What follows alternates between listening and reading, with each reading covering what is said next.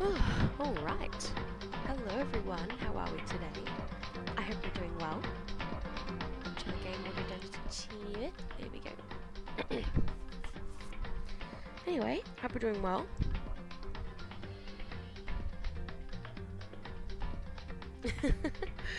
No, it wasn't me, I swear. Well, welcome in everyone. We're back with some more Danganronpa. We are going to finish the second chapter today.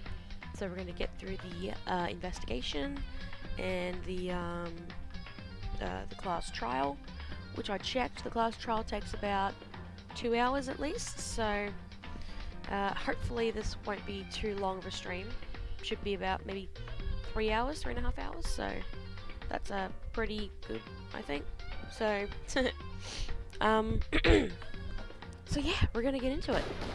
Last time we were going through the new area, and we found out that our lovely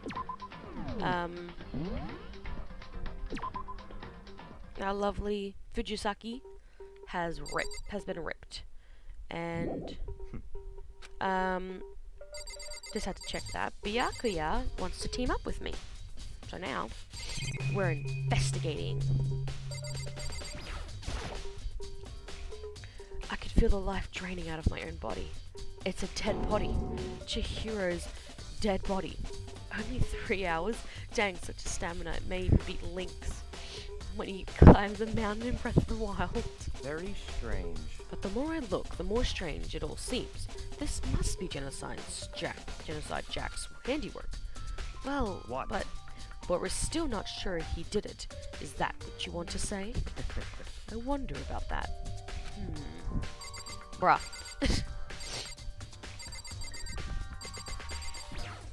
Okay, that's not what I wanted to look at, but... What?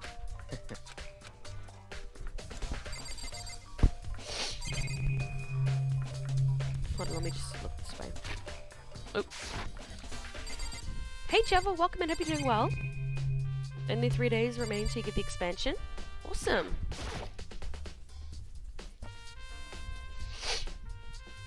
The word bloodlust is written on the wall in blood. What's the meaning behind it? Bloodlust. Been addicted to Kirby Dream Buffet? Oh my lord. The poster's got some blood on it. Must have happened during the murder.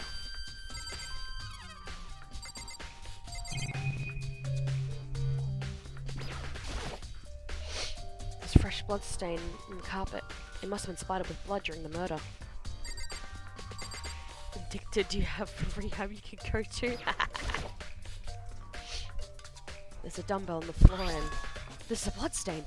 There's a blood stain on the dumbbell. The Monokuma file said a blow to the head with a blunt object is what killed her. Does that mean this dumbbell was actually the murder weapon? Right. I don't imagine it could have been anything else. Wow. You know what's funny? I was actually playing a murder game actually before starting stream. Okay, excuse me, fellow birdie. I use this locker room all the time. Now it's become the site of Chihiro's death. But why was she killed in the locker room? Actually, if you think about it, she could have been killed somewhere else, then carried here. She was very light, that's true. It would have been hard for someone to carry her. But still, I still think she came here on her own, by choice. What makes you say that? She's been talking a lot lately about how she wanted to get stronger. So you're saying she came here to exercise? But according to the Monokuma file, apparently she was killed around 2 in the morning. Would she really have been exercising that late? Perhaps. You know, myself are usually in the locker room during the day, so she was probably avoiding it then. Avoiding it? Although we invited her to join us more than once, she never showed up. I only assumed she was trying to avoid us. Instead, she came to exercise in the middle of the night? However. Perhaps, but it's difficult for me to imagine she would have come alone. She did want to start exercising, but she specifically mentioned she couldn't do it by herself. Yes, I do. Well, it's called Fall Guys. You mean Autumn Girls? She needs support from others. So you're saying she could have come here in the middle of the night to train in secret? That she also would have come with someone else? It's a possibility, I think. Sakura, you are amazing. I actually love Sakura. She was one of my favorite characters.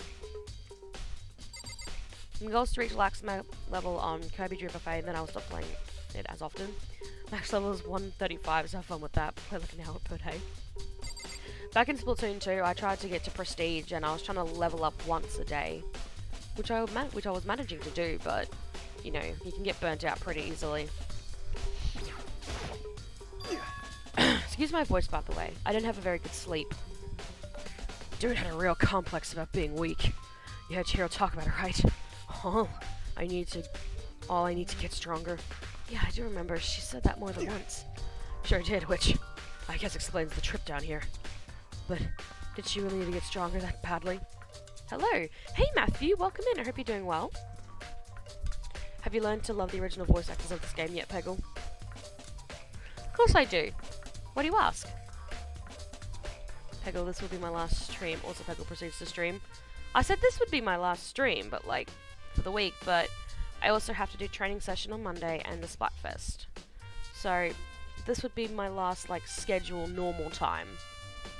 This is the last, like, time I, do, like, a normal week. Next week will be different. So, welcome in, Orville. You already mentioned it, but she was a girl, after all. Most girls aren't all that strong. I will fight you. Makoto, I would probably knock you on your ass. I have my Christmas list ready. Peggle pulls that list up to the end of the block. Oh my god, that's a big list. Welcome in, Cheesecake. I haven't thought of any Christmas stuff yet. I mean, maybe some gift cards, I don't know. Because most people don't like adjusting to a new set of voice actors, and you mentioned watching the anime before playing the game. Yeah, which is funny because I never noticed the difference, seriously. Honestly. I did not hear the difference. I seriously think they were all the same person. Which is weird. Especially Taka. I thought he sounded the same. So, how are you? I'm doing well. Since I work at a gym, I can definitely at least attest that there are quite a few strong girls out there. Oh yeah. There are a lot. I know the strongest girl in the world could pick up 6-foot men above her head. So, November is nowhere near Christmas. It's very near Christmas. What do you mean? I heard this, literally, the joke is that October and November like to bully November because it's the middle child. It's what? Welcome in, Shiva. You know the Danganronpa is voiced by the English voice actor Vegeta. Really? Are you serious? Hold on, pause. I need to check that. I need a confirmation of this.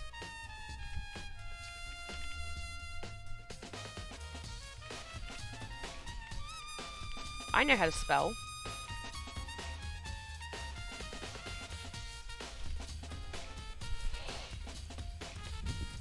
Oh, it is too. That's cool.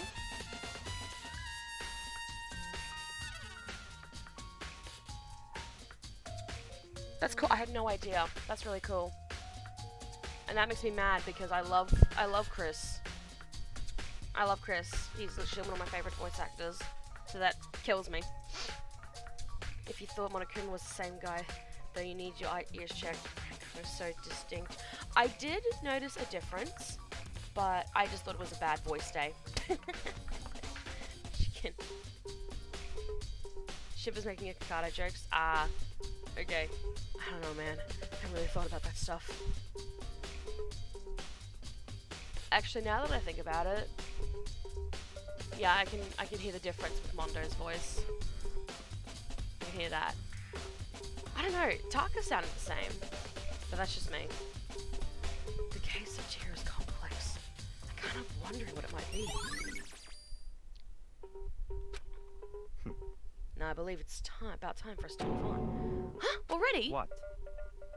New clues won't magically appear by standing around here. We need to check every aspect of this case. That's true. But Let's go. you're satisfied, let's hurry up and proceed. He's so pushy. I got caught up with the wrong person this time. I want to talk to... what's her name? So this is our next location. Huh? This place is related to the investigation? Figure it out for yourself. It's no fun if you don't do it, right?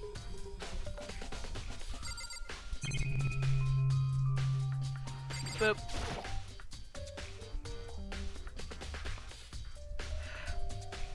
Is it now cheesecake? I don't drink Powerade, so... Maybe this gun was used to... No, impossible. If that were true, Chihiro would be riddled with holes. You've already been... Oh. Wrong room. Oh, wow. Fuck you! Okay, I'm trying to be smart here. Get fucked. Get fucked. You are an asshole. Okay, leave me alone. I wanted to walk in there.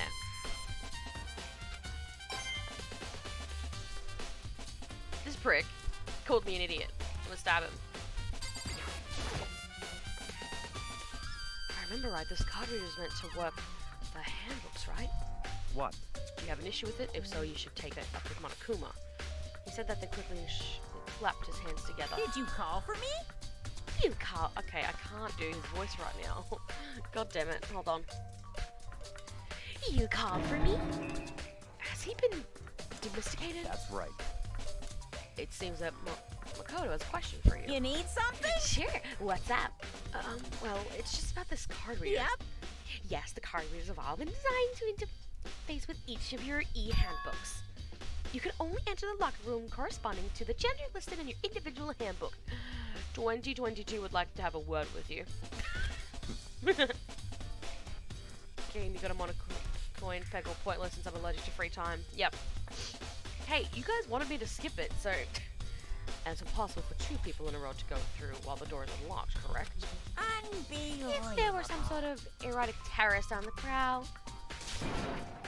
the ceiling-mounted Gatling gun would initiate a Swiss cheese slaughter. And the school regulations prohibit anyone from lending someone else their handbook, correct? Of course. Correctly correct. So then, that means that the girls can go in the girls' locker room, and only boys can go in the boys' locker room. In other words, Chihiro's body being found in the girls' locker room means... Hey, Makoto, I can see right through you. See right through me? Allow me to tell you what you're thinking. Since Chihiro was found in the girls' locker room, the killer must have been able to get in So, there. in other As words, such, the killer must be one of the girls. Did I get it right? such ignorance. Good lord, you're simple. But am I wrong? You should pay close attention to the regulations. The answer has been right in front of you the entire time.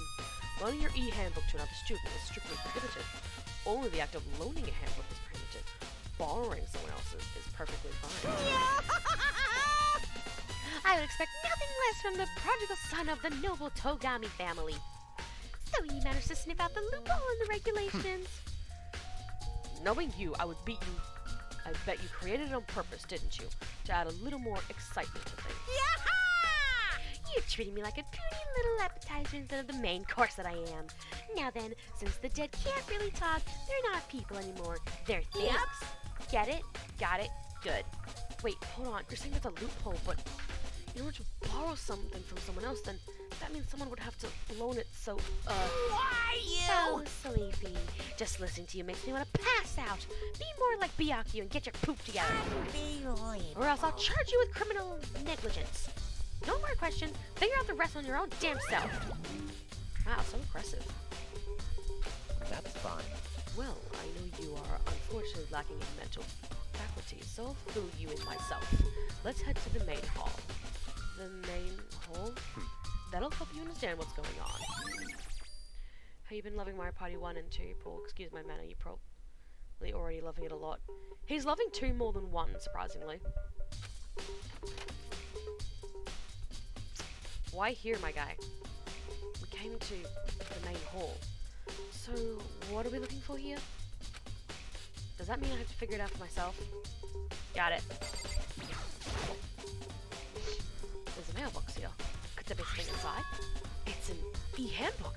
No, like there's 3 of them. What are they doing here? So you finally found them.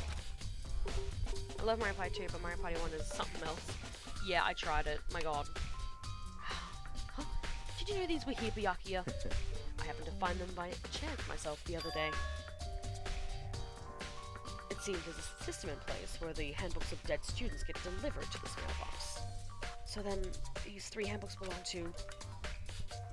Sorry. To clear my throat. Junko, Leon, and Sayaka? You could go ahead and confirm it yourself. I immediately turned on one of the handbooks, and when I did... I love how it does Sayaki's, that's funny. You're right! This is Sayaka's handbook! Now do you understand? This is the key to the loophole that I revealed earlier. Yeah, I feel like I'm starting to get it. You should pay close attention to the regulations. The answer's been in front of you the entire time. Loaning your e-handbook to another student is strictly prohibited. Only the act of loaning a handbook is prohibited. Borrowing someone else's is perfectly fine. I see, yeah, now I understand. Yep, just take a dead person's. What? Hold on a second. What's wrong? Very strange. That's strange. One of the handbooks won't turn on. Is it broken? Whose is it? The other handbook showed Junka's name when I started it up. Then the one that won't turn on must be Leon's, right? I see. It would make sense, yes. After all, he did get pummeled with dozens and dozens of baseballs. Pummeled with baseballs. The memory of it came flooding back. That cruel punishment which led to Leon's death. That startup sound almost sounded like the accomplishment tune in Zelda. This face, though, I could probably never forget the face that Leon pulled during the punishment. It was nuts. The execution that the mastermind concocted. A cruel, heartless death. You're right. It wouldn't be surprising for the handbook to break during that kind of assault. Damn it! Hey, hey, hey, hey, hey! Hey! What? That e-handbook is essential to student life here. Crucial, integral, instrumental, a super big deal. There's no way it would break that easily. But it did. That's impossible! I say it wouldn't break. It wouldn't freaking break. It can withstand up to 10 tons of pressure, and it's waterproof to 100 meters, okay? It's the Twizzlers on his chin. No. I did ask Dragon if we had those here, and we do. And they're like licorice, which I hate licorice. I don't care how many baseballs you hit with it. It wouldn't do crap. Oh, But, even my amazing handbook does have one single weak point. it does? I can't hear But you! it's a secret. I wouldn't want you to go breaking any more handbooks. Leon must have broken it somehow without realizing what was its weakness, right? Hard to say. You know what I think? I think his handbook isn't actually broken. What? But you might ask, how could that be? Even the question hanging in the air, Monokuma disappeared. What just happened? Monokuma said it's not broken, but it's an undeniable fact that it's not That's turning fine. on. Well, I don't see any connection to the case, so it doesn't matter for now. You think so? Either way, something about it still bothers me. Okay then, this should be enough to get things rolling. Let's begin our investigation in earnest and track down the true culprit. Yeah, we need to find out who killed Chihiro. To be exact, not quite. Huh? Not quite? Oh, you want me to check more bullshit?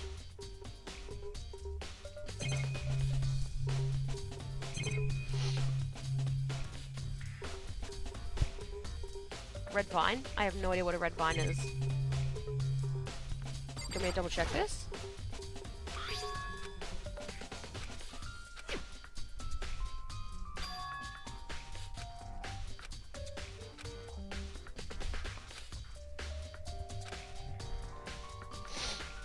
What is it? What did you mean by that, Byakuya? To be exact, not quite. Certainly I want to reveal Chihiro's killer, but more precisely, I want to discover the true identity of Genocide Jack. Then, you really think, you truly believe Genocide Jack is the one that killed Chihiro? Don't make me repeat myself. Absolutely. I have no doubt that Genocide Jack is the culprit in this case. The murderous fiend is Genocide Jack, What? right? There's nobody else it could be. A murderous fiend who kills again and again using a bizarre and brutal method. They're like a ghost, attacking suddenly, then slipping away before the police can catch up to them. And what nickname did the internet give to this mysterious serial killer? Genocide Jack. Or in the Japanese, I believe they call it Genocide Show. In the anime as well, I believe that they also call it Genocide Show. They say he's killed thousands of people. But that's gonna be a nerve. Wait, oh, hold on. Blech, that's Makoto's voice. They say he's killed thousands of people. But that's gotta be an urban legend. Still, could one of us really be a demented, psychotic killer like that? You're not wrong to wonder. But words mean little right now. I have something that will prove it, and I can show you. A red vine is a rope in the jungle's colored friend. Red vine's a different brand of Twizzlers, and its material is way different. Okay. Yeah, I'd have no idea. Genocide Show, yep, I'll explain the reason for the name change after this case. Okay, appreciate it.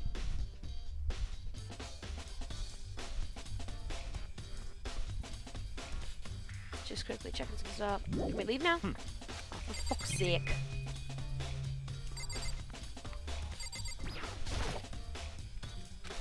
Or do you want me to talk to you more?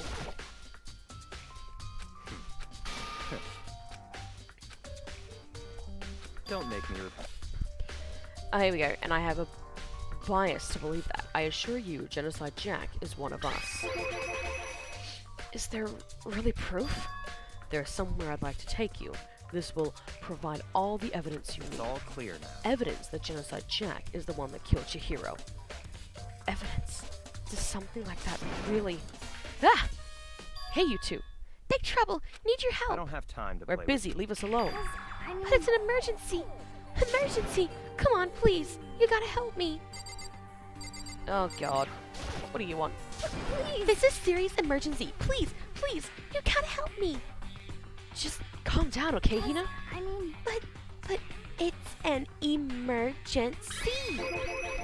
Emergency? What happened? Something's wrong with Toko. She's acting super strange. Well, I mean, she was acting pretty strange earlier, right? What should we do, Byakuya? Very strange. Since it's Toko, I must admit, I'm intrigued. I suppose we can take a second to see what's going on with her. I'm guessing it's censorship poll. Anime broadcasting has different standards. Who knows? Don't make me repeat myself. I didn't even need to say your line. You just said it yourself. I didn't expect that. I thought for sure he'd just say no and that'd be the end of it. Okay, come on, hurry. From what I've heard, it's more so to do with wordplay. Okay. Wait for us, Hina. Let's go. It looks like she headed to the dorms. To Toko's room, more likely. You're right. Where's Toko? Oh, there it is. Is Toko inside? Some kind of emergency. Doorbell. Ring, ring. Where's... Oh, I'm supposed to talk to Aoi, I think, actually. Or Hina. You guys are too slow! I think you're just too fast. So, what's this emergency? Well, after what happened in the girls' locker room, we left Toko in her room so she could lay down. After a while, we came out to check on her, you know, see how she was doing, but when we did, it was weird. She refused to come out. She kept saying all this weird stuff. Weird stuff? That's fine. We should try talking to her ourselves. Yeah, good idea. Oh, Toko, darling. May as well give it a shot. The door swung open, slowly and silently. I remember this bit in the anime. It freaked me out a little bit. She was creepy. Holy crap! An aura of negativity flowed out from behind the door, forcing a gasp out of me. Oh, nothing. It's just that Hina was really worried about you holding yourself up in your room. Leave me alone. Yeah, sure thing. But could you open up just for a second? You know, in a way, this picture right here of Toko, she kind of looks pretty. Won't allow it. Huh? Won't let Genocide Jack have control. Just like that, she slammed the door in my face. What was that? She's been acting like that the whole time, when I rang a little while ago.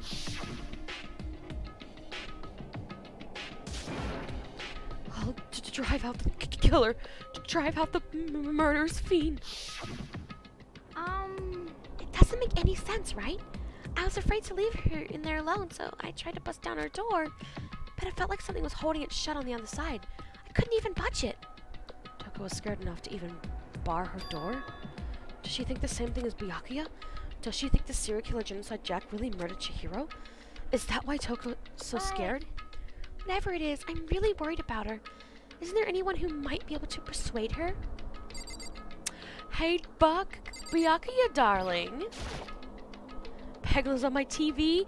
Amber! Welcome in. How are you, gorgeous? Am I on your TV? Hi! I thought you were playing Splatoon. What are you doing? Hey, at least the TV isn't on Peggle. Welcome in. Hilarious. Hey, Byakuya, you think you could ask her to come out of her room, I mean? That's fine. Sure, whatever. Huh? You're gonna talk to her, Byakuya? Wow, I guess you can be nice when you want to. Oh, well. Byakuya stand in front of the door, not making a sound, and press the doorbell. Hi, hi, hi! After a few moments, What do you want? leave me alone. You're all so annoying. Ah! Bakukla! Byakuya, Sorry, I couldn't keep our promise. But don't worry. Never again. I won't let Genocide Jack have control ever again. With that, the door slammed shut. Even Byakuya couldn't pull it off. Well, Byakuya didn't fucking say anything to her. He could just grab her arm and say, "You get your ass out here," but... Okay. There's nothing else we can do. Let's get back to the investigation. Oh, hold on! Hey, Byakuya, what was Toko talking about just now? Something about a promise? what? Oh, I have no idea. Another one of her delusions, I'm sure. But Stop talking. if I say I don't know, that means I don't know. Just let Hina take care of her. Oh, yeah, okay. I'll stay here and keep an eye on her. Let's go. Well then, let's go. Without waiting for a reply, Byakuya sped away. Byakuya? And I hurried to catch up. I tried to talk to him several times as we walked, but he didn't even look back, let alone say anything. He just kept on walking towards his destination. Finally, his feet brought him to a stop in front of a certain room. The library? Come on, let's go in. Wow, so demanding. What do you think you are, the king of the world? Huh? Huh? No, Byakuya definitely thinks he fucking rules the world. He's like, I am part of the Togami family. Which means I'm like the best thing ever. Yeah, rich kids. Is the evidence that proves it was Genocide Jack really in the library? Don't make me repeat myself. Don't make me say it again. Fine, I'll barge through this door. If I remember the other side of this door, it's the archive, right? Hurry up and go inside. Oh, Let's here? go. It'll all make sense once you're inside. I love this area. It's actually one of my... Believe it or not, it's actually one of my favorite areas in the game because it's so interesting. I would love to sit here all day and read the books with Byakuya. To be fair, he'd hate my presence, but I would love to sit here. Whoa, there's so many books and files. There's so much dust, So too. in I other would sneeze in words- here a lot, though. I would say there is enough value in this place to endure the dust. So many files stuffed into the shelf. What's in That's all these enough. things? Those documents are dangerous. Dangerous? They detail all the people who control the world from behind the scenes. Dangerous truth for a commoner. You mean like members of the Diet or something? No.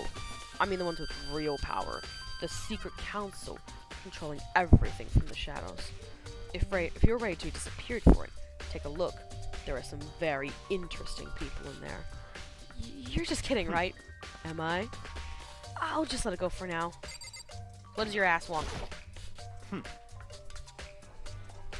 Oh, that's right. You want me to look my ass around. The wooden box is empty. What? They're judging by the smudges in the dust. There's something inside. I wonder what it was. There was an extension cord plugged in there. It proved very useful while I was in the library. Extension cord, huh?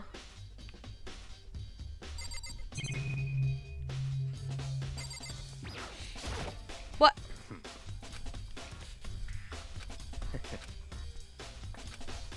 I would love to look. Huh? The desk lamp. Yeah, it's the same one I saw Byakuya use in the library before. What? Do you have a problem with that lamp? It was here before, then I moved it over there. It's too dark over there, so I thought I'd put it to good use. Hey, look, money!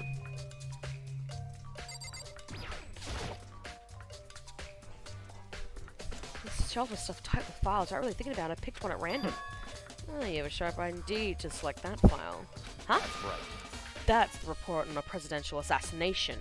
The original is kept to the National Library. It won't be declassified for another 30 years. Are you sure you want to look at it now? There's no telling whose crosshairs you might wind up in for peeking at it. Without making a sound, I return the file to the shelf. You are so boring, Makoto. I would so open that shit up. Like, I don't care. There's a ton of thick files stuffed into the bookshelf. If you're thinking of looking through any of them, let me give you a little warning.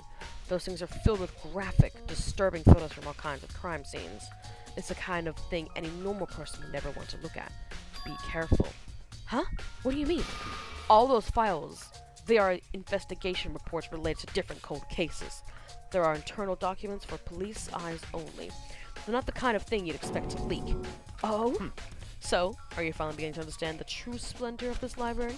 The entire reason I was interested in the library is because of this room right here. It's home to classified government documents, police records, things no ordinary person would ever see. I would love this place, seriously. I would love to go in this place, seriously. Who would want to go in this room just to read all this stuff? I know there'd be creepy shit in it, but I would do it. Like, yes please. Isn't it magnificent? It is. This is why I loved it. This is why I fell in love with Byakuya, because he's so interested in this stuff like me. And I was like, bro, I can relate. This can't be for real, right? Such ignorance. That's your guy's problem. Anything that doesn't fit into your preconceived reality, I can't speak, you label it a lie. That is an amazing quote, especially for nowadays. If it's not in your reality, you're like, nope, not true, nah. That is such a good quote from Byakuya. I love it. Mwah. Reading sounds annoying if it isn't Harry Potter. You're boring. Byakuya would be disgusted. I have a lot of books in my room, actually. I've got a few. Well, it's not that. It's not like I totally refuse to believe it, but I mean, there's just so much. How could anyone have put this all together?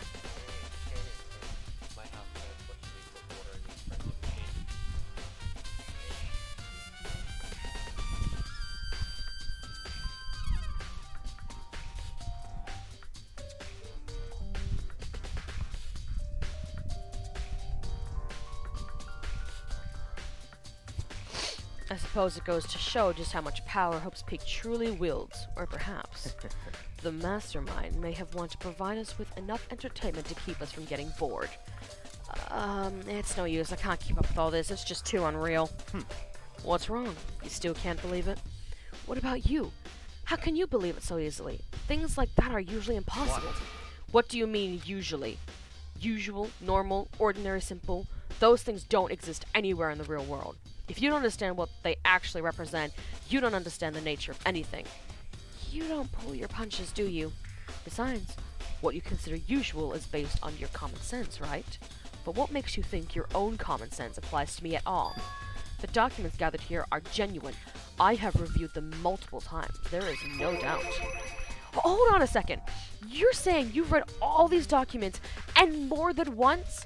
But all this has to be like top secret, confidential stuff, right? So why? My family has a reading room just like this at our home. Ours is bigger, of course, and not as dusty. Huh?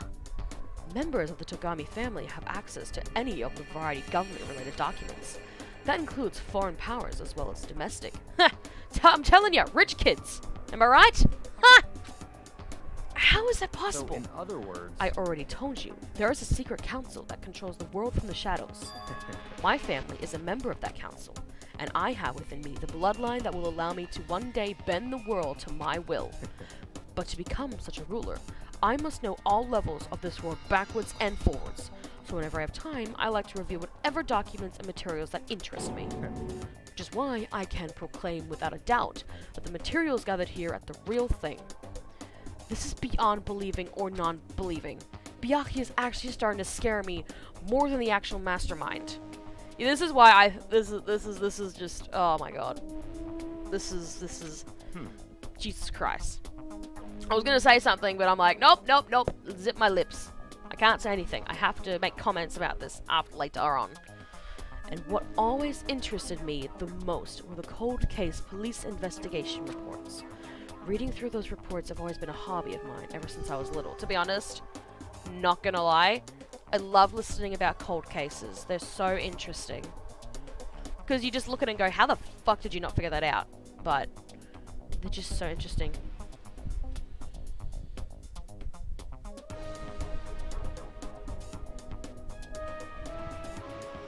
Oh gosh, my church is having a big thing for the team.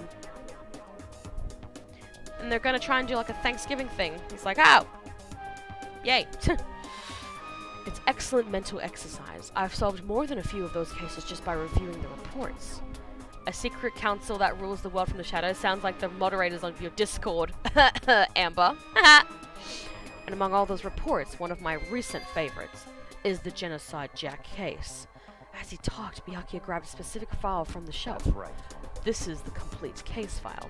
Every single report surrounding the Genocide Jack cases has been compiled in here. Because there are so many, allow me to quickly summarize the main points. To begin, there are two notable characteristics in every Genocide Jack murder. The first characteristic is that every crime scene, the word bloodlust is written in the victim's own blood. And the second is that when the victims are murdered, their bodies are suspended in a certain way. Bloodlust is written in blood and the victim's body is suspended. It's exactly the same as what happened to Chihiro.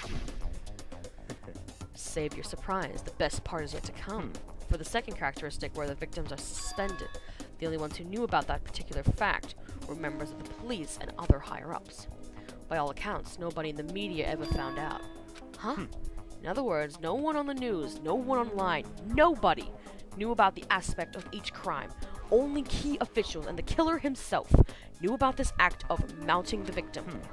Now, if you recall Chihiro's corpse, her body was most certainly mounted in this fashion. So... Oh, I'm yawning. Sorry about that. So, how could the killer have known about suspending the victim? That's right. That's the key question. But in fact, the answer is quite So, simple. in other words, The culprit isn't a copycat killer. It's the real Genocide Jack. in other words, That right there is the evidence that Genocide Jack has hidden himself among the rest of us. And Genocide Jack really is such a brutal, fiendish killer, really is walking around among us.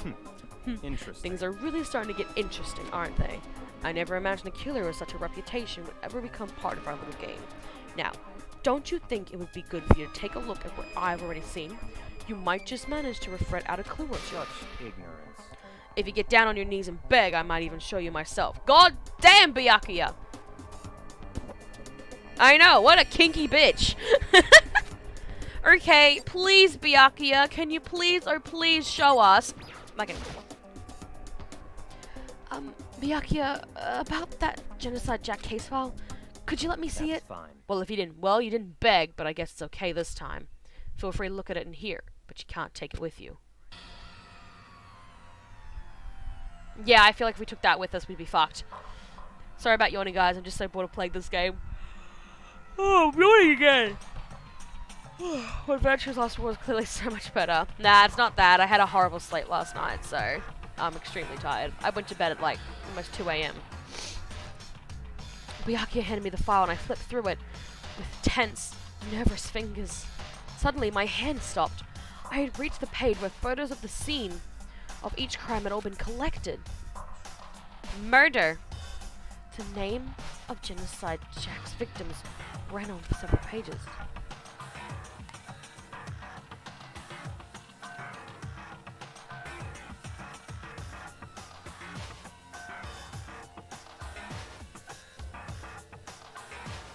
Hold on a second, guys.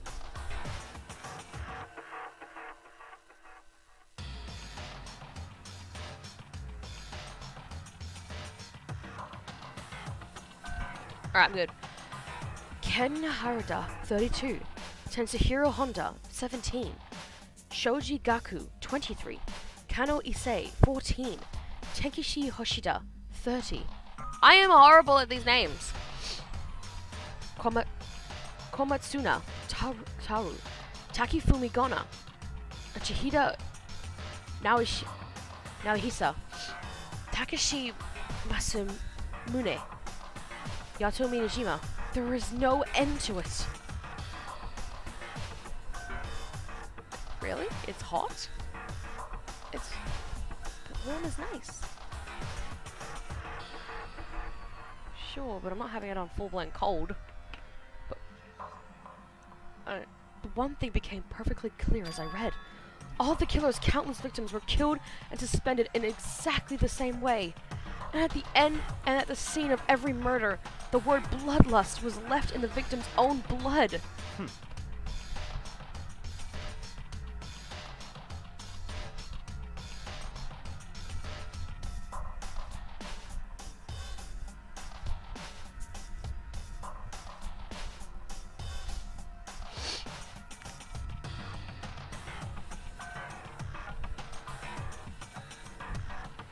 Now, take a look at the next page, and you'll find another interesting tablet.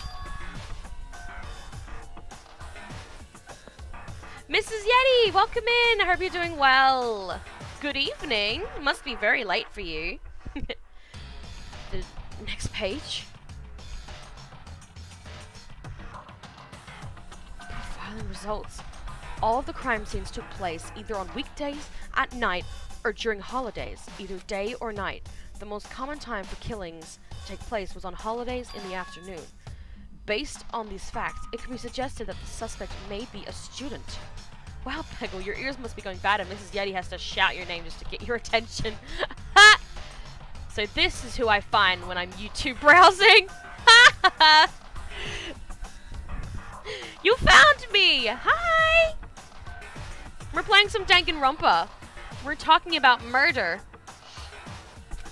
Evidence suggests the suspect lingered at the scene, but when they did leave, they were in a panic. It's 11:50 p.m. Yep. Good evening. Because any eyewitnesses has never come forward, it's unlikely there was any external reason for this. This confused behavior suggests that the suspect may potentially suffer from dissociative identity disorder. Oh my god!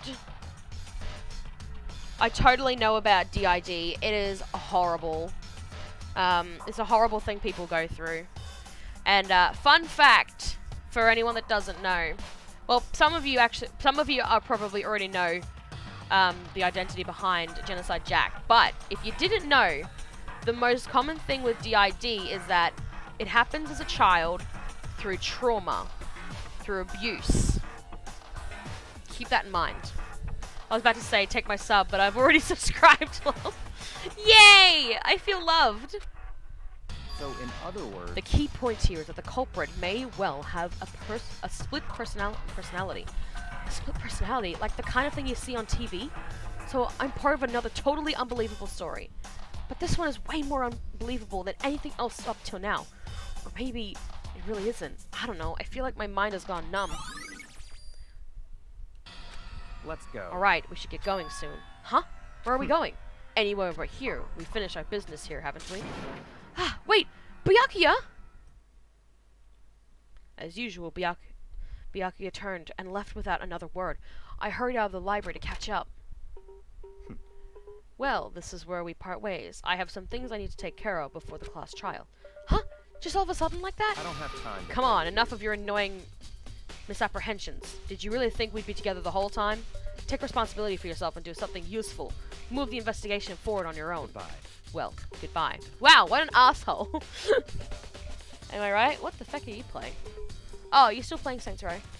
Oh, okay.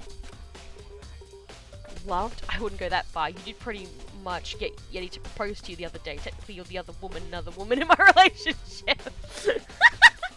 You don't love me? Aww. Look. It's not my fault I was getting jealous.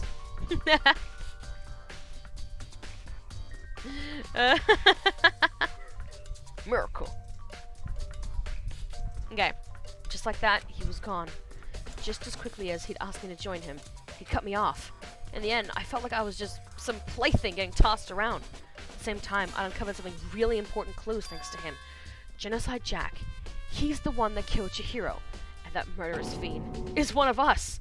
But who is it? I have to find that out no matter what it takes. And to do that, there's somewhere I have to investigate one more time. I have to go back to the crime scene. The girls' locker room. I should check the boys' locker room too. Skyly, welcome in. I hope you're doing well. The others might have come up with some info I might find useful while I'm at it. I need to find out everything I can. Yeah, because of Byakuya's fat ass, I was suffering. Hold on, brain. What? What the fuck is that? That's a weird ass weapon. Anyway, come out of that box, Skyly. None of us are gonna murder you. Are you sure about that?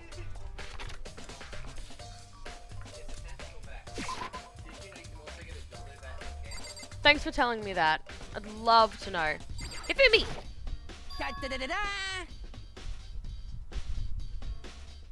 Ding ding ding! Hifumi has discovered evidence revealing the identity of the culprit. I feel as if... Another stat increase for me! Evidence? What did you find? I'm doing well, Skyly. How are you?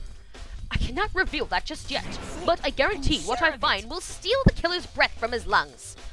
Are you sure about that? Oh yeah, Miss Lunningberg said she witnessed something worthwhile too. Really? What did she see?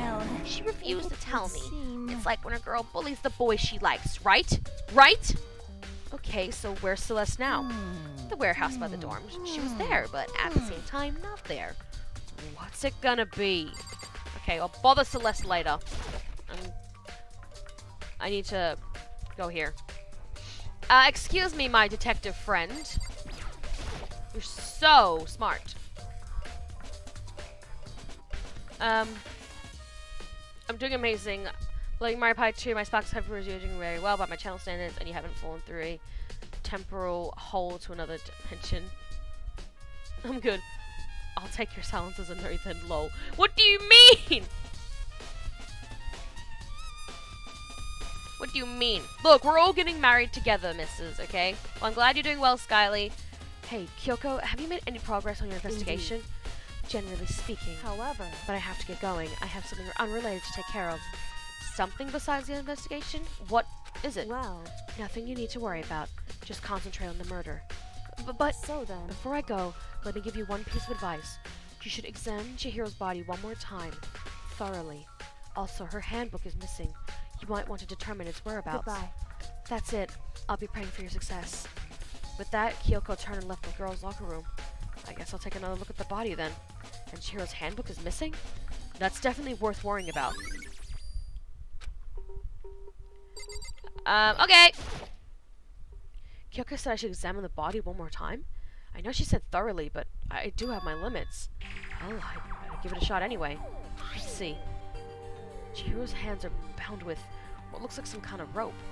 The rope was used to prop her up in a kind of crucifix position. Huh? That rope has a plug!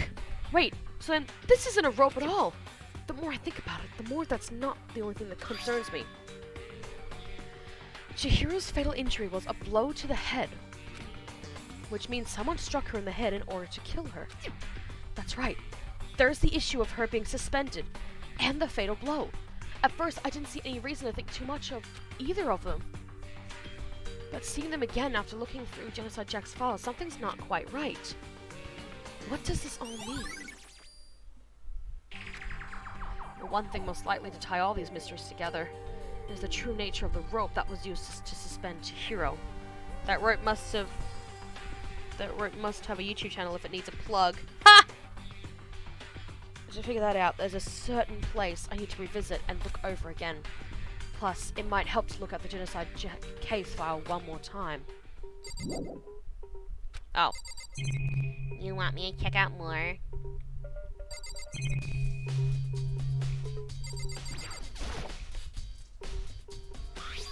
But the big-breasted swimsuit model is pretty noticeable too. A girl's locker room doesn't seem like the kind of place you'd find something like this. Yup.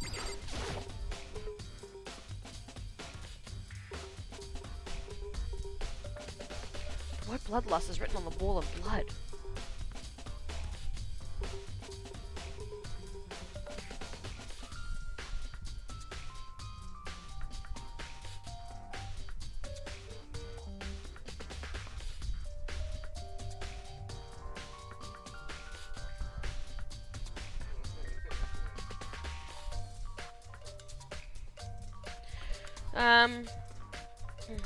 Just like in all those other cases, like Jack cases, at every crime, the word bloodlust is written in the victim's own blood. Can I talk to you again? Damn.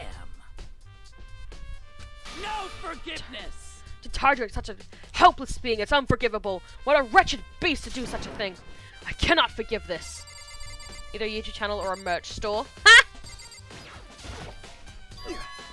Dude had a real complex about being weak. Oh yeah, we've already heard this. Yeah, we can leave now. Alright. I wanna go in this one! Excuse me? I am not cute. What do you mean? There's a strange stain on the carpet. Wait, is it... Spam. Huh? This poster is a popular boy band called Tornado. Somehow it doesn't quite seem to fit in the boys' locker room. Oh, wait, that reminds me. The poster in the other girl locker room is... That's right. There's definitely something strange about this. In the boys' locker room, there's a poster of a popular boy band. In the girls' locker room, there's a poster of a big-breasted swimsuit model. Could the posters have been switched? But if they were, why? What reason would anyone have? Maybe I should talk to someone who knows a little more about the locker rooms.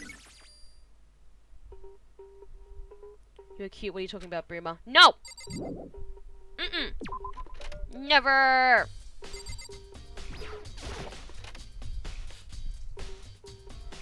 God damn it, my mic is so sensitive to air.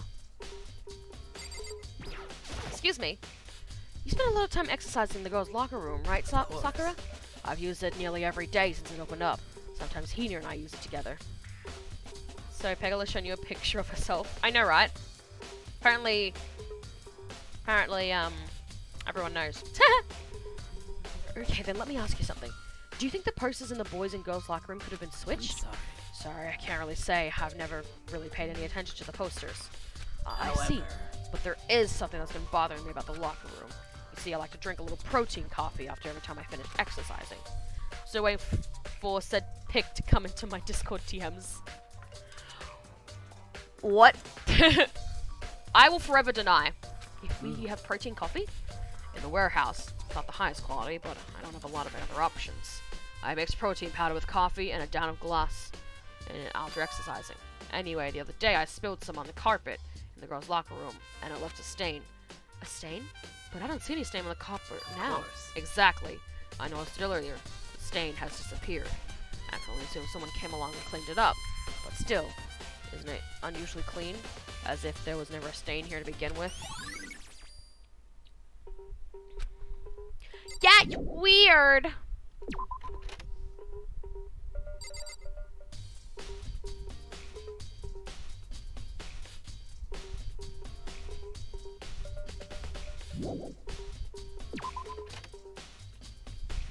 Okay, I mean, you sent it to Yeti, but not to me, you high swing Peggle. I want to see that pretty What do you mean? I did send you a picture! What do you mean? I have messages saying, and you complimented me.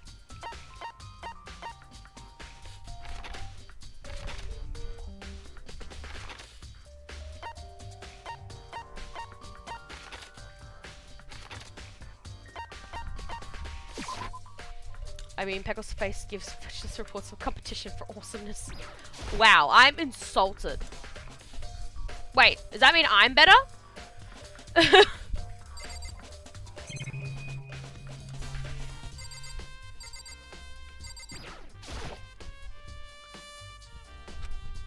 know it was around here somewhere. Huh? It's gone. Did someone take it out of the archive? Well, the only one who would do something like that. Can't think of anyone but Byakuya.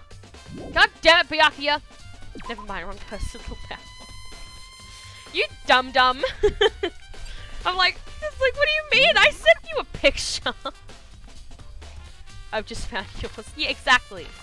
How dare.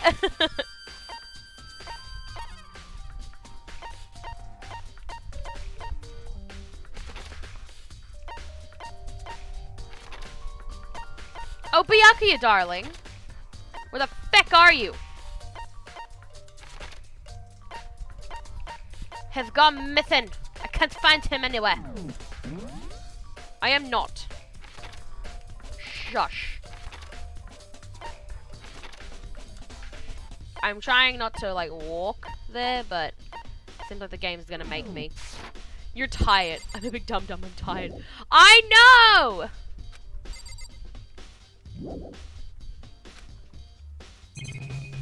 Oh, that's right. You wanted to see the plug. I forgot. I was like, huh? No, fucking...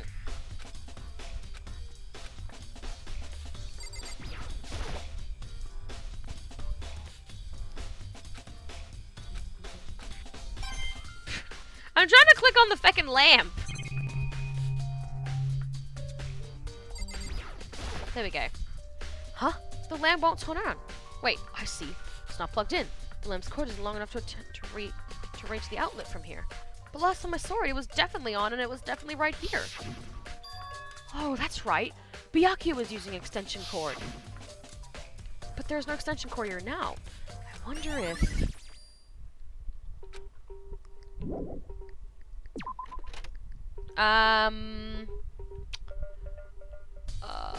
where was I going? I was gonna go see Celeste. Whee!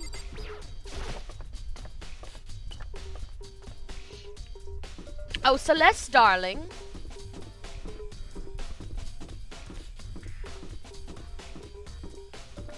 So, Mrs. Yeti, what is your intake on Danganronpa? Have you heard of it? Or are you looking at it going, what the heck am I looking at? Yes, you can be a cutie. This game looks really good. Yeah. Oh, warehouse, not laundry, silly me. Yeah, this came out in... Ooh. I can't remember. Paul, what year did this come out? I forgot where the warehouse was.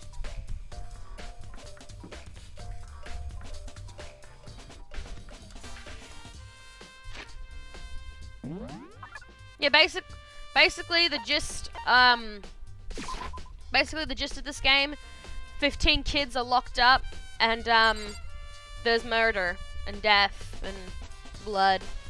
This game is known for the pink blood. Celeste, what are you doing here? This warehouse is amazing. It has absolutely everything one might need to live a full life. I've never heard of this, but it reminds me of some detective games I love playing. Yeah, it pretty much is kind of like that. Because, like, we're all trapped in this big school building. You know. First released in 2014, the Switch version took its sweet time to arrive in 2021. I know, right? My reaction to that coming out when I saw it revealed in that direct, I lost my shit. Dragon was right next to me and I lost my shit. I was like, Dragon! Danganronpa's coming to the Switch! And he's just like, what? From food to clothes to towels, there's an endless supply to choose from. My ice cream! Aww. We all scream for ice cream. I see. But have you found anything related to the case? Most I unfortunate. knew you were going to ask me that. I thought talking about the warehouse itself might misdirect you, but I see it was pointless. Then you did find something? Very well, I will tell you and only you. Actually, Last night I saw her here. Chihiro was in the warehouse. You can see I'm trying to put on a bit of an accent for her. What? Really? Indeed. This was right before nighttime. Hmm? What are you doing out this late? Oh, I was just... Are you planning to go exercise, perhaps? What? How did you know? Because I can see a blue track jacket sticking out of that duffel bag you're carrying. Oh, you're right. Thanks. Well, I'd better get going. I'm kind of in a hurry. She stuffed the jacket into her bag in a hurry.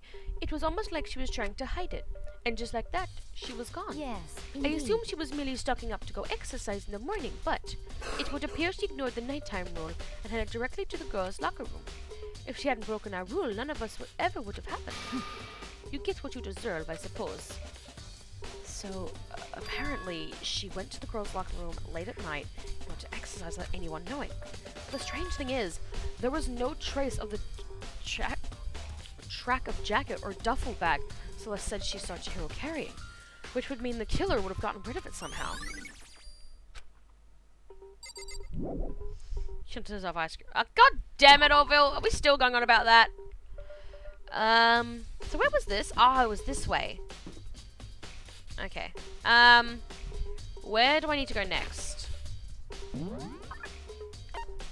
Hina? Oh, I probably have to talk to Hina about the posters as well. Like, hey girl, did you notice that there is boobies on one end and then there's boys on another end? I mean, a girl. Oh, Hina, how's Toko doing? Same as before, she won't come out. And she just keeps on mumbling something about Genocide Jack. So I left her there. You left her? My head was all swimmy and I was getting pretty hungry. Yeah. Oh, but don't worry, I'm gonna head back as soon as I'm done eating. Toko's not exactly pleasant, but I'm still worried about her. Speaking of which, what are you eating? A donut, of course! Of course. There's two things I'm sure God created. Outer space and donuts. Really? I bet Chihiro would have liked to eat more donuts. But this was one of her big regrets. Oh, I should have tried to spend more time with her. Come to think of it, who did she spend time with? Yeah, she was a little bit strange. Didn't really hang out with the other girls much. It was like she was trying to keep her distance from us. Actually, Sayaka said something similar. She said even though you and her invited Chihiro to exercise with you, she always refused. I might have to have a look at this game, see how much it is on Switch. May have to wait until after Pokemon comes out. Yeah, this game is a bit expensive. I think it was about... Oh, I don't know how much it would be for you because you're in the UK, but for me, I think it was around 50, 60 bucks. Might be less for all of them. Might be a bit more actually. Maybe 80 or 90 for all of them. For each game though, I'm not sure. But there's three that are on the Switch. There's this one which is Trigger Happy Havoc. The second one is Goodbye Despair, and the third one is Killing Harmony. Don't get Danganronpa S. It's shit. It's not important at all. If you get on Switch, you can get the games individually in the eShop, or get Danganronpa Decadence, which is a physical version that has 4 games on it. Yeah! Which, that one's a bit expensive. But yeah, definitely. I got the price for the individual game is much lower. Is it 30, 40? I have no idea. I can't remember. It's been a year since I got these games. But yeah, definitely, Mrs. Check it out. I think you will like it. It's really fun. Don't forget Danganronpa S. Actually, yes, we do want to forget about it. Yeah, totally. Understood. Thank you. Yeah, I know it's between like 40 to 60 bucks. Might be less than that, but yeah, just have a look on the eShop. I'm sure it'll be there. Yep, it's true. And it wasn't just us either. It was like she stayed away from all the girls. Was she just shy? I don't know. She talked to the boys all the time. Isn't it kind of weird to be shy around your own sex, but totally fine with the opposite sex? Oh wait, maybe she's used to guys spoiling her. The law says you can't judge a book by its cover, right? There's some other detective games that came out last year. My poor wallet. Oh no! Danganronpa is basically just swimsuits on a board game that has gacha stuff in it. Yup. You think so? I never really saw her as that kind of girl.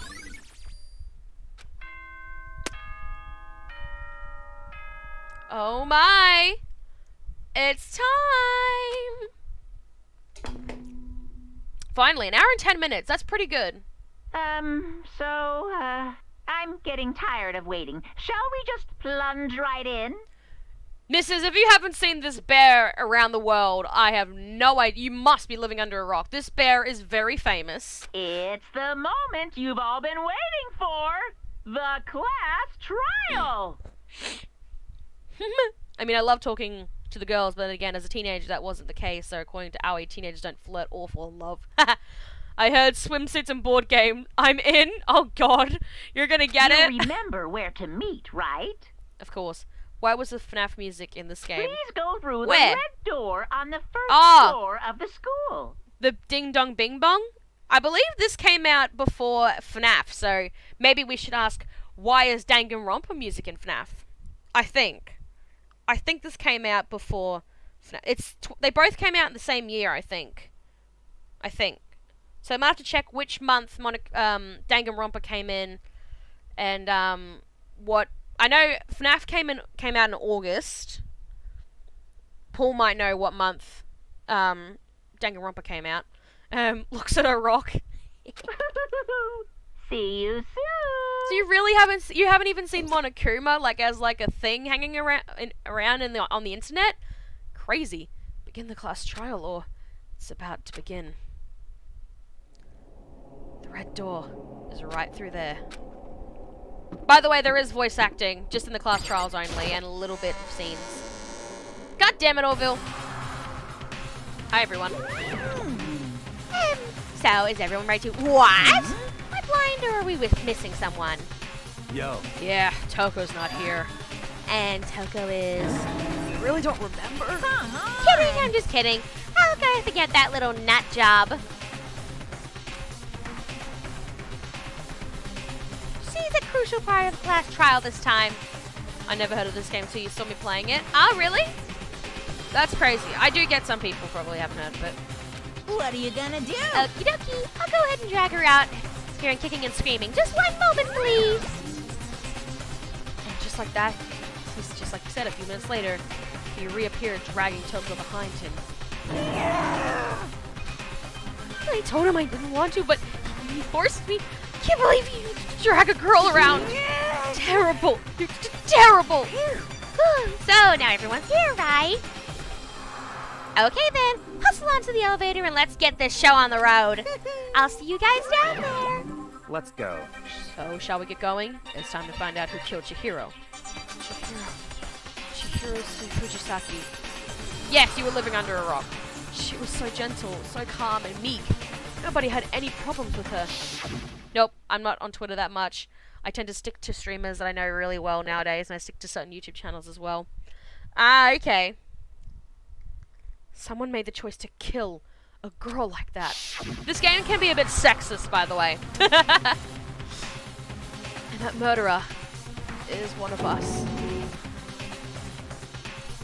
Someone standing right here.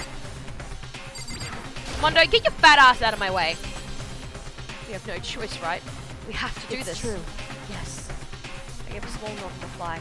One last deep breath, I walked towards the elevator on shaky legs. With each step forward, I could feel my heart shaking to race faster and faster. As soon as everyone was on, the elevator began to descend. I couldn't get a handle on emotions, couldn't stop speculating. Gotta run, Peggle. I hope either you or Amber can handle the timing out. You gotta go, Paul. No worries. Thank you for being here. We'll see you soon. That's fine. I'm not on PC. I'm on PC in a lot of ways. Lol.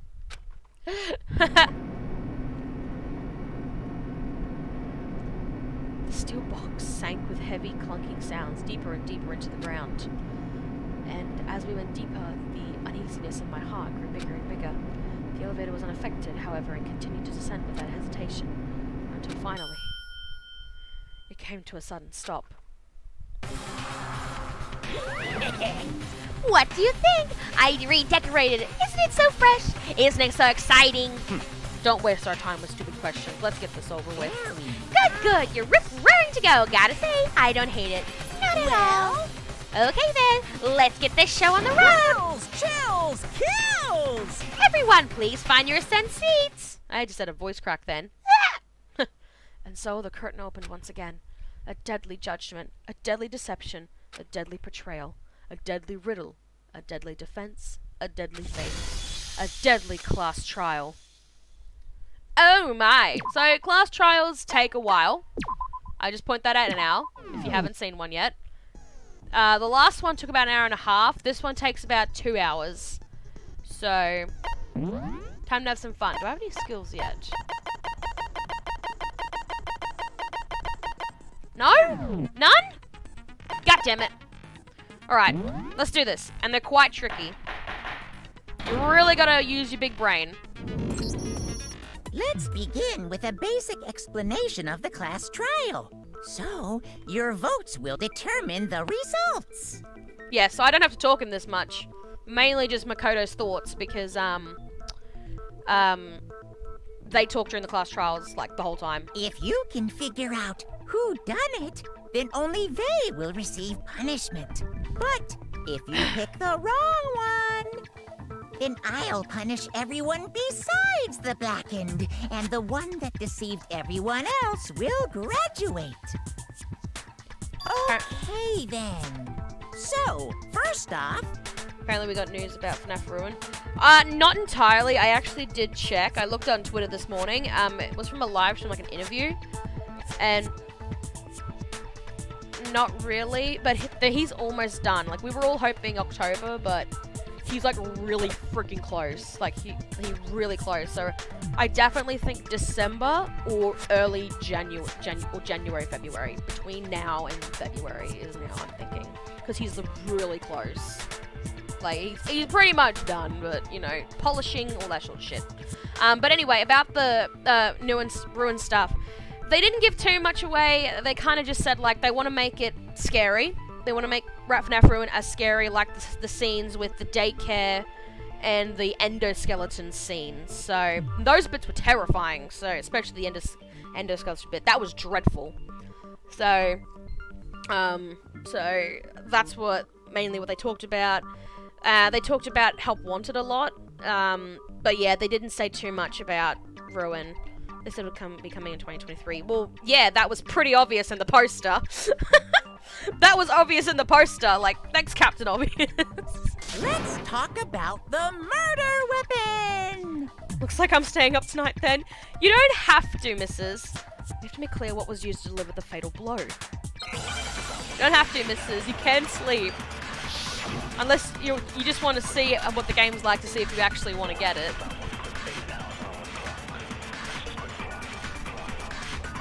Chihiro's fatal injury. It appears it was a head wound. It was a head wound, yes. According to the Monokuma file, the killer used a blunt instrument. But the music's so loud. What blunt instrument could it have been? Might be that bit. I bet it was an iron pipe. No, it fucking wasn't, you dumbass. No, it's wrong.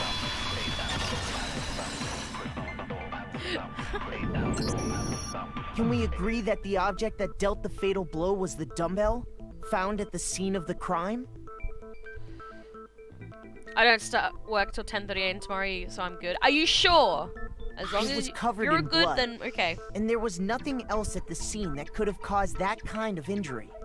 And the wound on the victim's head is consistent with the shape of the dumbbell. As far as I'm concerned, there's no mistake and no room for doubt on this one. Oh yeah. You looked at her head wound? That's what you gotta do. That's so creepy! What are you supposed to do? If you don't mind, I will proceed from here. Let's move on to discussion of the culprit. Although, I believe the criminal behind this heinous act is already quite clear. What? For real? Chihiro's killer is the fiendish serial killer, Genocide Jack. Yeah, Genocide Jack. Did he really kill Chihiro? No, it's Genocide Jack. God damn it. A new element has been added. Oh, what the heck do you want? Oh, wait. I wanted to know. Oh, well.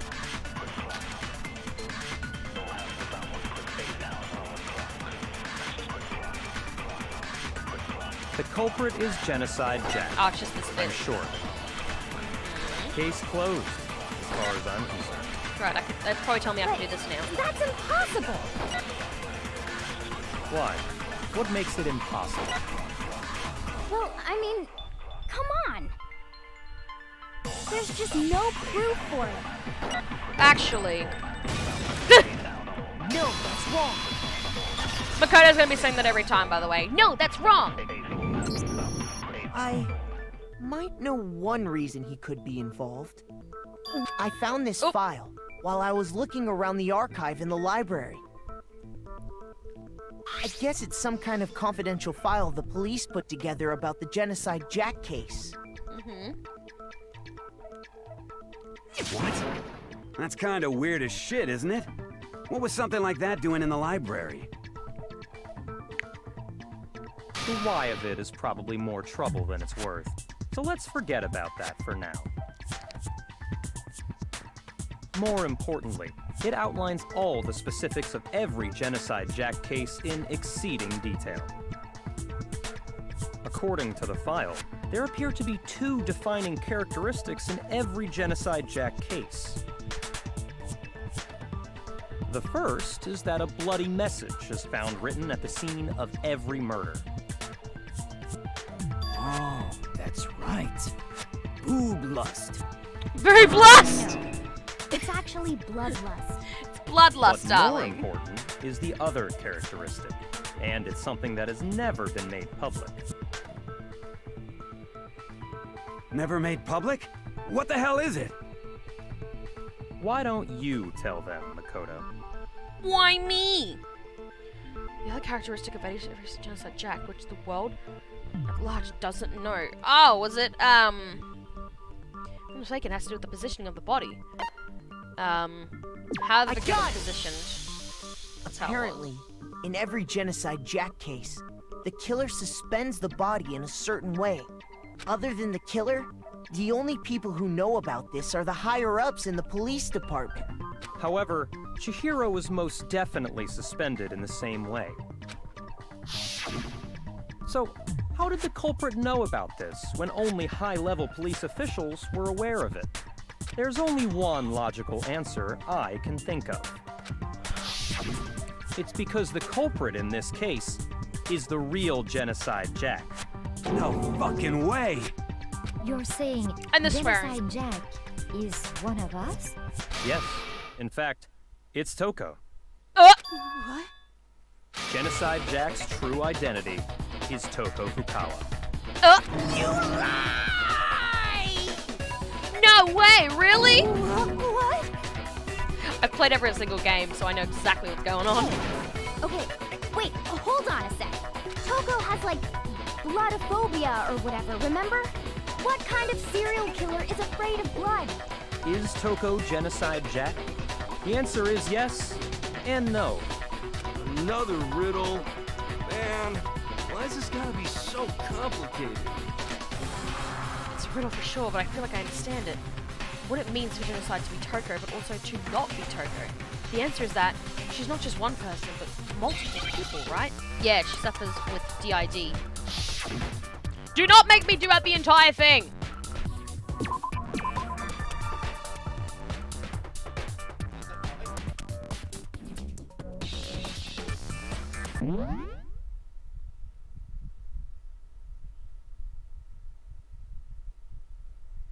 I forgot what word it wants me to spell out. Feck! Hold on.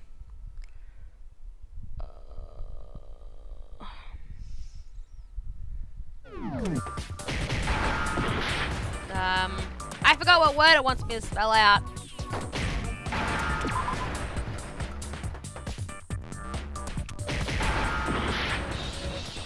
Yeah, I don't want to risk losing my shit, so I forgot what word it wants me to spell out. Hold on.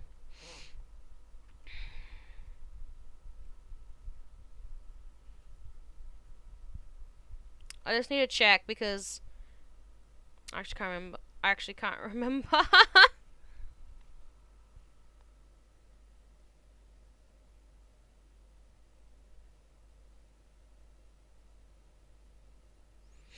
Just give me 2 seconds. Oh, it's just making me spell out schizo.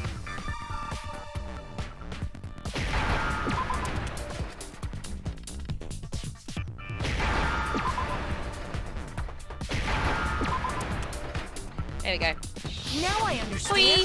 Hey, Loot! Loot. Oh, it's UB. Lol. Is it because Hey, Loot. Hey, Genocide UB. Welcome Jack in. has a split personality? Almost thought it wasn't you for a second, but then I remembered. Huh? I think I read that somewhere in the file too. They thought that the suspect might have, what did they call it? Dissociative identity You disorder. wouldn't be cheating now, would ya? I forgot with the hangman stuff. I normally forget the word because oh my god, like you expect me to figure out the specific word you want. I thought it was gonna make me spell out like identity or something, and then I was like, I had to quickly double check. I'm like, it's alright. It's schizo. I love how they were like it's schizophrenia, but yet they're calling it DID. So what the heck? I believe schizophrenia and DID are very, very different. So, but who knows? I'm doing well, UB. I hope you're doing well. Oh, okay. But still, to go and say that about Miss Fukawa is... Perfectly acceptable. Toko's strange behavior after seeing the body is proof enough that she has a split personality. The one thing that shows Toko could have split personality has to do with her behavior. Her behavior changed. I got it! You're talking about how she started acting totally different than usual, right? That's right. Think back. She fainted when she saw Chihiro's corpse, and then, when she woke up... I'm fine, I'm fine! They are very, very different illnesses. Yeah, they're very different, so I don't know why they wanted me to type out schizo and then it's actually about DID, but... I don't know! I don't know. About to go to bed. Oh, is that a dead body? Hey, are you dead? And she started laughing. She must have hit her head real bad when she fainted. We've read all this, so I'm not gonna read it again. She was acting funny, that's for sure. That melancholy tone of hers completely disappeared. Don't go assigning adjectives to my tone without permission. Not to mention, once she regained consciousness and saw Chihiro's body again, she was utterly calm. In other words, within her is one personality that can't handle blood, and one that obviously can. So when Toko trapped herself in her room, it's because she was scared of Genocide Jack?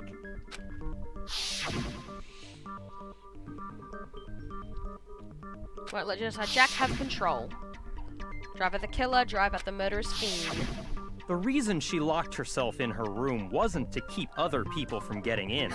It was to keep her other personality from getting out. What? Toko was afraid. Afraid of the murderous fiend inside of her. Of killing even more people. How? Yeah. How can you know all this? I do believe you misunderstood her. What she's trying to say isn't, how can you know all this?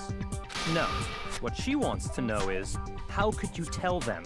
Huh? Last night, just before Monokuma gave his motive speech, Toko and I had a strange conversation. She told me a most interesting story. She said a murderous fiend lived within her, and she was afraid it could appear and attack at any time. And that trepidation is what's caused her to have such a bleak attitude. Isn't that right, Toko? This is all a lie. Right, Toko? You said you wouldn't tell anyone. What? You promised. I can't believe you lied. You have only yourself to blame. You came to me with your tragic little story. I didn't ask you to. I just want to point out, but Mrs. Toko has a massive, massive crush on Byakuya. Like, obsessed crush. Like, she, like, obsessed. Like, in the last chapter, well, actually, no, it was this chapter, I think. When he told her to go take a bath, she loved it. She's like, oh my god, he cares for my well-being. This is the real world, not some romantic fantasy fairy tale. Besides, you broke your promise first. You said that as long as you were here, no matter what, you wouldn't let Genocide Jack kill anyone. That's a cute But in ship. spite of that promise,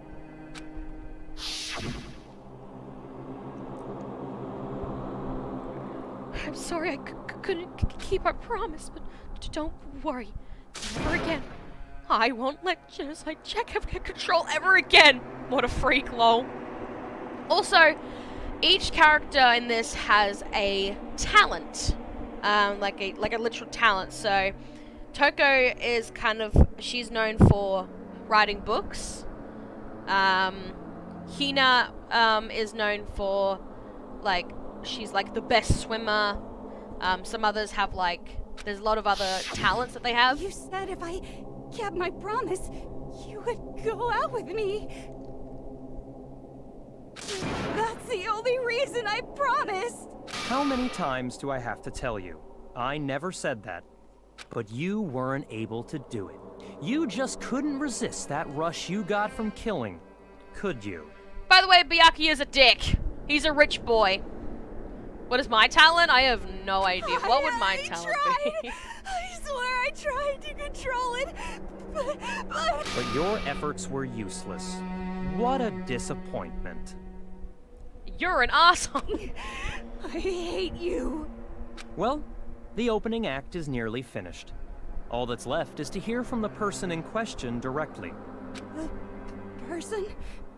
You don't mean...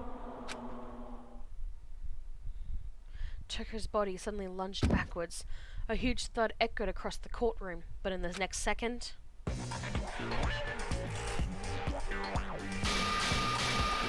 Well, hello there! Is it me you were hoping to see? Oh yeah, they also... It's... Okay, so now it says Genocide Jill. So there's a lot of different names. In the Japanese / the anime version, Genocide Joe. In the game, they say Genocide Jack. In this, Genocide Jill. It's very, very, very weird and confusing. There is a reason as to why the names changed a lot, but I won't really talk about it until after the chapter. What the heck? So you figured it out, huh? Well, whatever. What are you gonna do? But mainly it was because, we did say oh, Genocide Jack, he, but it's actually a female. I'm the ultimate murderous fiend, Genocide Jack! Or better yet, let's go with Genocide Jill! What the fuck is this? What happened to you? Talon's being cute. No, Toko, that's a loser name, and what happened is a textbook split personality. So what if one of them happens to be a serial killer? You should turn a blind eye to one's faults.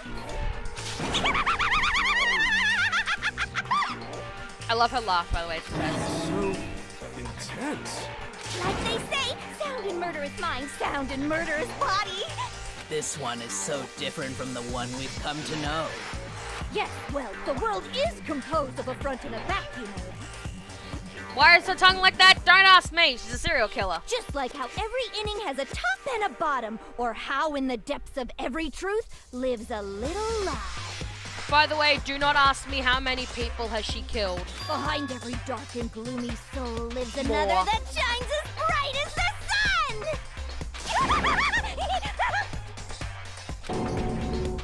This is the murderous fiend Genocide Jack? This is beyond insane. Miss Jack, Jill, can I ask you a question? Okay, real time is getting so many. What's Fuck up? yeah.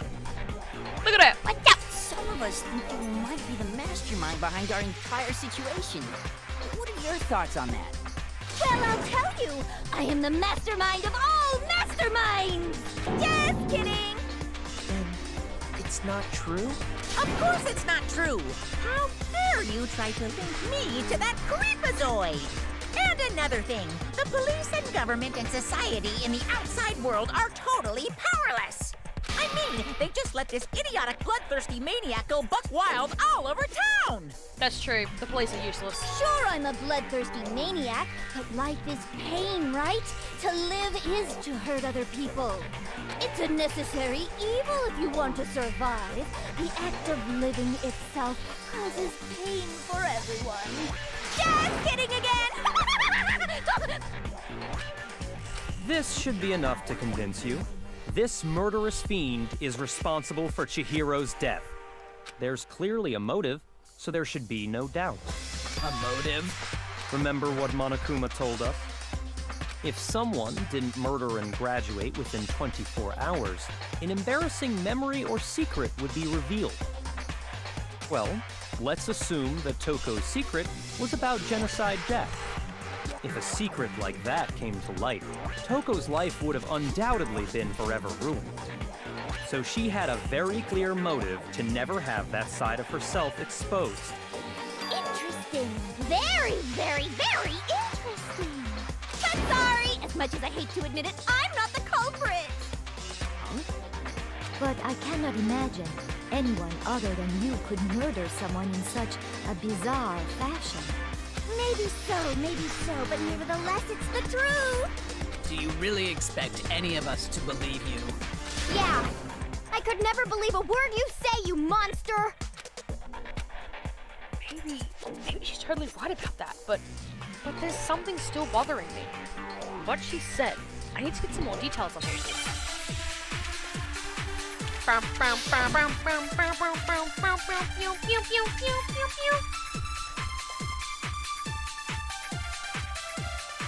Sorry, but I didn't kill anyone.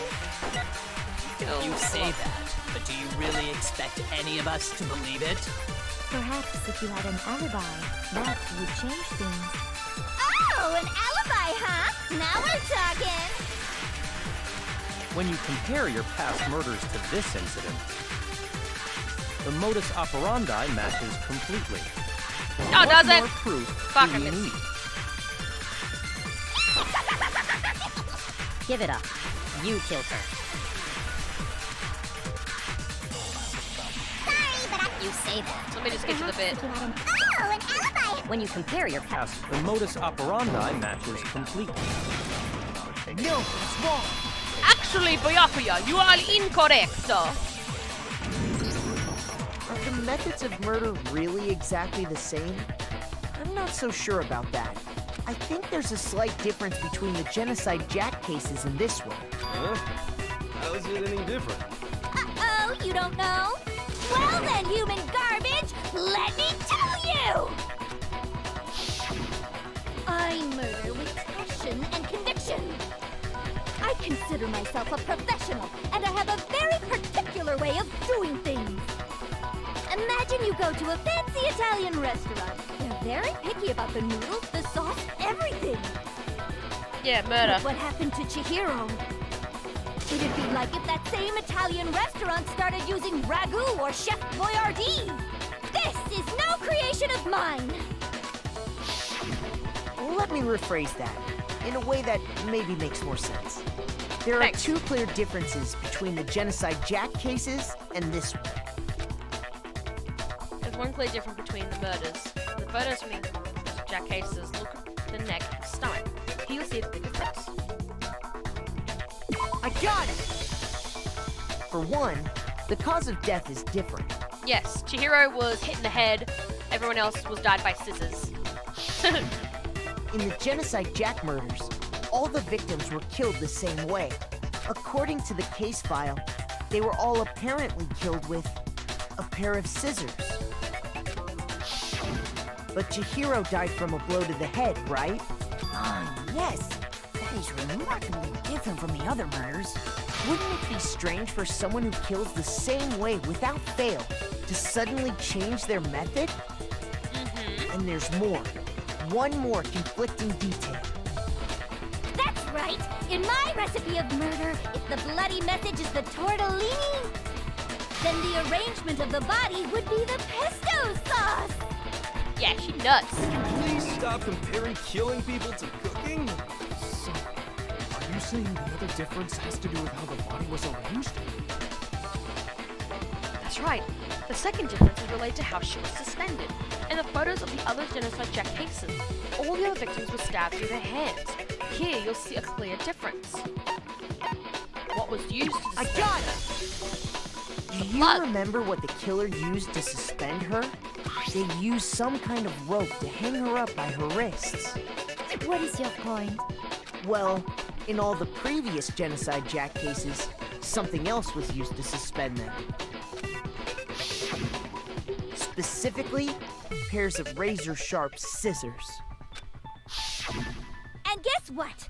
I used my own specially designed scissors for the murders and the arrangement. Like I said, I'm a professional, so naturally I'm very picky about the tools I use. And you know what else? Big Mac said there's 2 differences, but he's wrong. Big Mac? Are you referring to me? Listen up, Big Mac. There's actually one more difference. Huh? My word, you really didn't notice? Take a look at who the victims were in each Genocide Jack case. There's a pattern there, just waiting to be discovered. Pattern?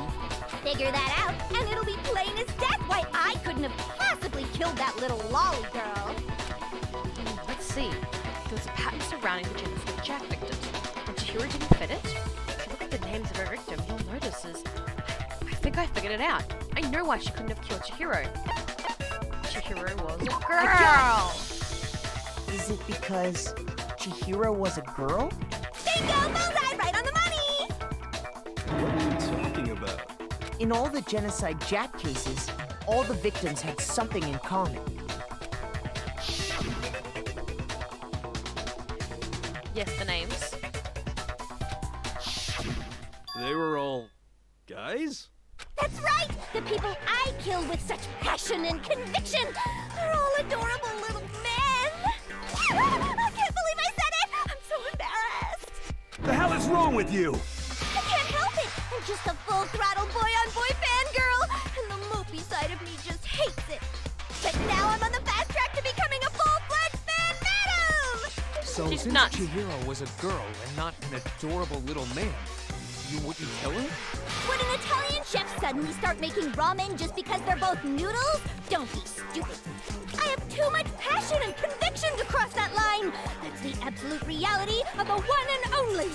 That's true. A lot of serial killers, they'll stick with their thing. They're not gonna just suddenly switch and change. That's just not how their brain works. We get it. You've clearly explained your hobby and your philosophy. There are some that have done it, but That's not all there is to it. normally they don't change their way of killing. It's a different matter entirely when you're forced to kill in order to survive. Quiet, lolly cur! Lowly, cur. I would never kill for a reason as petty as mere survival. And if by some fluke I did kill to survive, why would I bother with the message and arrangement? It'd make me the obvious suspect! That does make some amount of sense. Exactly. Plus, whatever reason I have for killing, I would never leave out my prized scissors. Who would go out of their way to use a big, stupid, heavy dumbbell? Maybe you used the dumbbell because you couldn't find any scissors in the school? Any scissors? I don't just use any scissors. I only use my own set of high-class envy of the entire world scissors! Okay, whatever. There still aren't any in the school. Are you sure about that? She's got them. She's fully equipped. That's right, so I can kill anywhere, anytime. Why would I resort to dumbbells or rope when I have my trusty scissors by my side? Go ahead, tell me I'm wrong. You can't pen, you gutter dogs, all of you. Oh no. Not to mention, I have no clue how to tie a good knot. The rope's totally out of the question anyway. I have no idea what's going on anymore. Could such a heinous villain really be innocent? But the body really was suspended, right? And nobody but the police knew about that. Yeah. That's why we figured it had to be the real deal and not some copycat killer or whatever. Actually, hold on. There is one more person. One person could have copied Genocide Jack's cases. Oh, I wonder who it is. Excuse me. Here's my answer. Byakuya, it's possible you could have found out, isn't it? Ah. You'd have no problem gaining access to classified government documents or internal police records. Plus, you'd already looked through the Genocide Jack file before this all happened, hadn't you? Yeah. Are you saying Mr. Togami did it? Then, the reason he pushed the theory of Genocide Jack being the killer so hard was because he wanted to pin the crime on her. So, he rearranged the scene to disguise it and make it look like I put my stamp on it. The adorable glasses man was behind it all. Oh, I'm on fire! Well, Byakuya, what's your response? I see. So now the suspicion falls on me. Then I must ask, when would you say I began acting suspicious? Surely you must have an answer. Looking back and thinking about it now, the way you were acting right before we discovered the body was a little strange.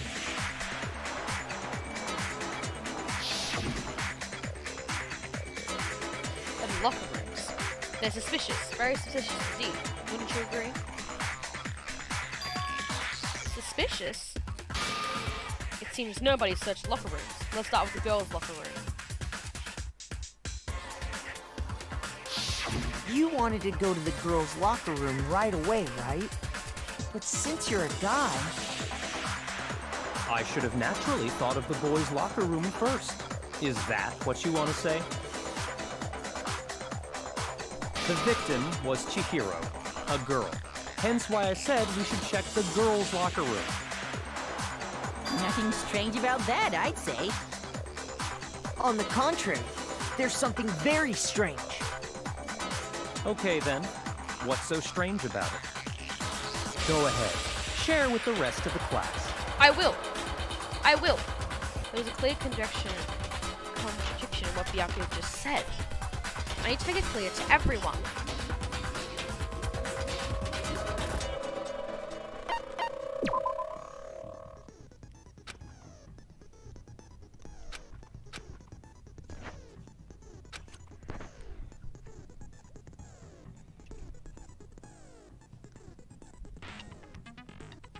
Ah, the memory thing.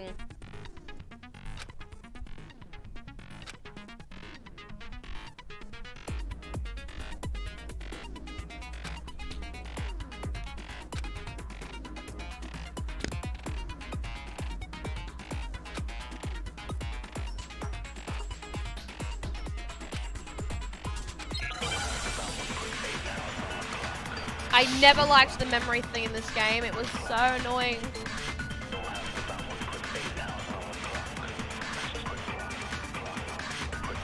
So, you said Byakuya was acting kind of weird before we found the body. But he was acting weird... how? If you're presented with the opportunity to check out the girls' locker room, you absolutely take it! That's Perfect. a natural reaction for any guy! The victim was Chihiro, who was a girl. So of course I would suggest we check the girls' locker room first. There was no time for pointless distractions. What's so strange about that? you wish you'd taken me with you.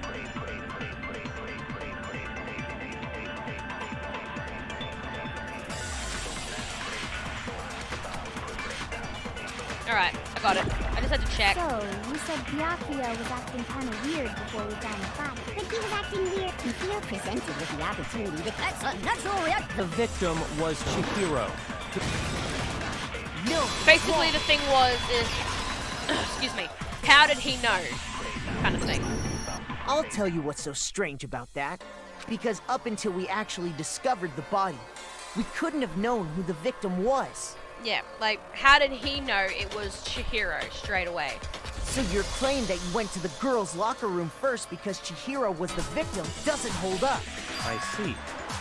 That's a good answer, I must admit. Interesting. Very interesting indeed. But your reasoning is still too weak. Huh? What's wrong? Is that it? Surely you've got more than that. Go ahead. Show us.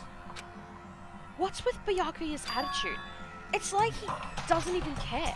I've got him cornered, but he's acting like it has nothing to do What's with the it. matter? You're not finished already, are you?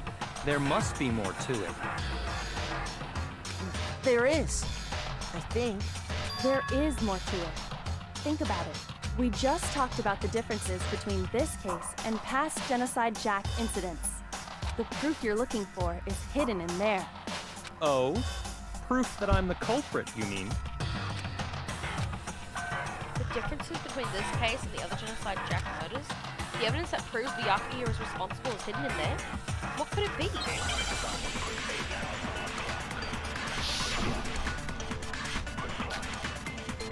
Lamp. Remember, Byakuya was reading it. What? The difference between the cases? You want me to explain it again? When I want to kill, I use my very own special scissors. Yep. And I use those same scissors to arrange the body. That's true. But Chihiro was suspended with... It was some kind of rope, was it not?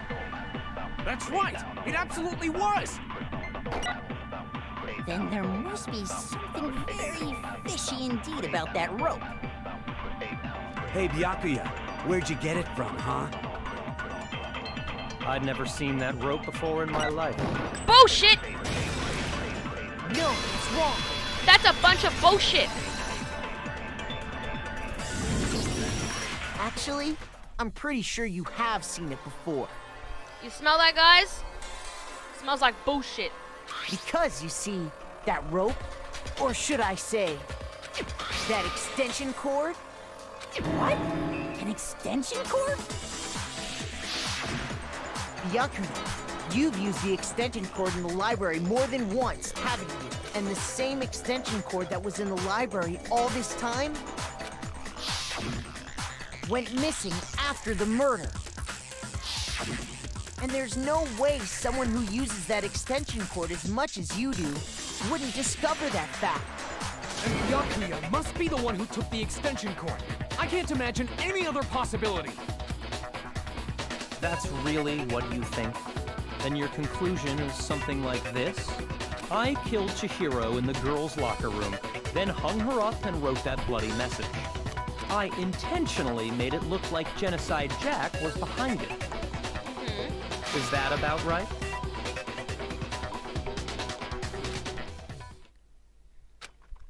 He's doing it again. He's totally calm, totally unconcerned. As if he's not even involved. Wait, not even involved? What's wrong? I asked you if you think that's what happened. Hell yes, that's what happened. So that's it, right? Byakuya's the killer. I don't disagree with not disagreeing. He kept calling this a game, right? So he'd be totally willing to do something like this to win. Sorry, but could we hold on just a second? I think we need to talk about this a little more. Do we really need to? We've already decided who did it. I know, but still, there's something that's still bothering me. Is that right? And what, pray tell, is still bothering you? I killed her in the girls' locker room, then disguised my crime. Specifically, I dressed it up to make it look like it was the work of a homicidal psychopath. What about all that bothers you? Wait, what was that just now? Something's not right. Chihiro's body was definitely found in the girls' locker room, but does that mean... Can I really just accept what Byakuya said as the truth? No, I don't think so. There's definitely something off about what he said. I got it! You say you killed Chihiro in the girls' locker room, right? But are you sure about that? Isn't it possible that the murder took place somewhere else? How disappointing. What kind of question is that? Even in the world of disappointments, this is a true letdown. Smartass. She was found dead in the girls' locker room. There is absolutely no question about that. How could the scene of the crime have been anywhere else? Well, I think it's entirely possible that she was killed somewhere else, then carried there later, along with the rest of the murder scene. The rest of the murder scene? That was awfully specific. Please tell me you have a reason for saying all of that. I believe I do. Hey, Byakuya, did I just take you off guard? When the story suddenly moved to the crime scene, Byakuya, who's been so confident up till now, maybe Byakuya never even realized that the actual scene of the crime could have been somewhere else. Don't just move on without permission! What do you mean she was killed somewhere else? Come on, Makoto. If there's any chance the murder took place somewhere else, let's see the proof. Evidence that shows the murder took place somewhere else? There was something that was switched between the boys and the girls' locker rooms.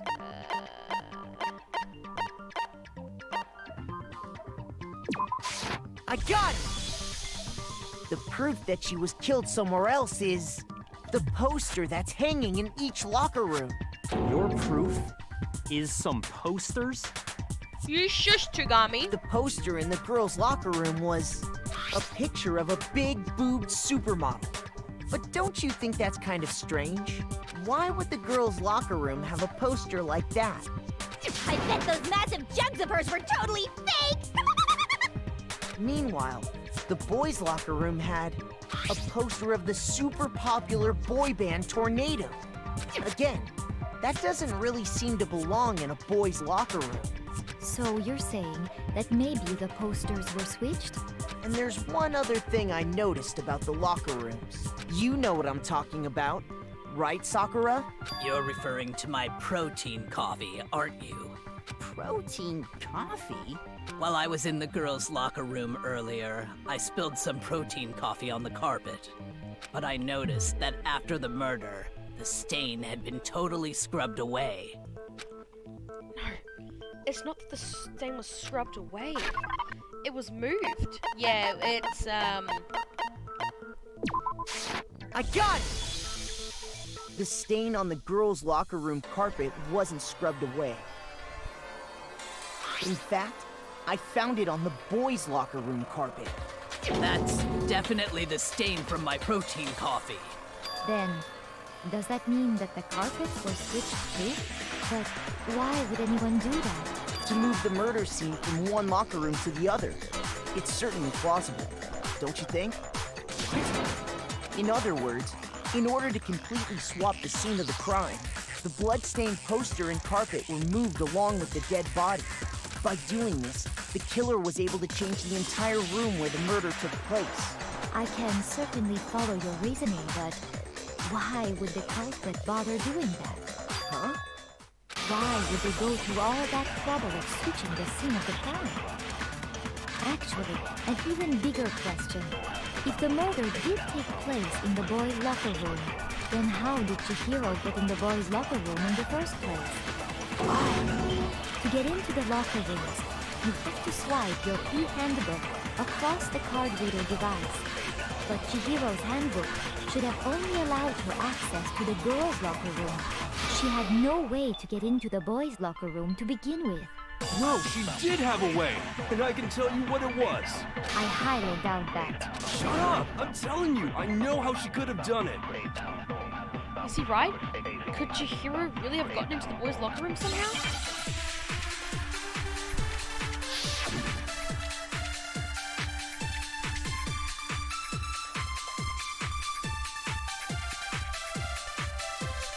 Is it really possible?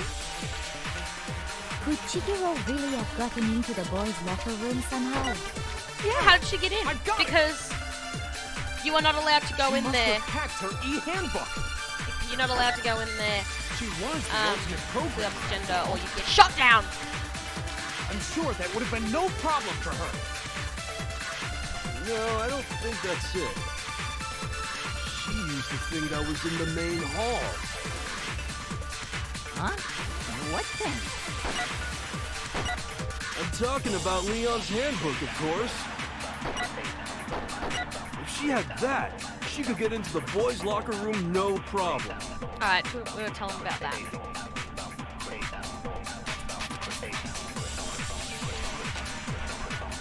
Is it really? Could Chihiro really have... I got... She must have hacked her. She was the ultimate. I'm sure that would have been no... Well, I don't... She used the thing though. Huh? What? I'm talking about Leon's handbook, of course. No, it's wrong. Alright, we should be like halfway No, through this. I don't Not think almost Chihiro used halfway. Leon's handbook. Why not? Because Leon's handbook was broken. Oh. Well, then, yeah, I guess that'd be pretty impossible, huh? I am struck silent by how quickly you gave up. Isn't there a regulation against using someone else's handbook? Actually, the rule states that loaning your handbook is prohibited. It says nothing about borrowing one. In other words, you could borrow a dead person's handbook all you want, and you'd be safe. Yup, yup, yup! Hit the nail square on the noggin! Of course, if it were broken, that wouldn't make any sense anyway. So then, she must have hacked hers, like I said. She used her ultimate programmer skills and... You can't fix an e-handbook.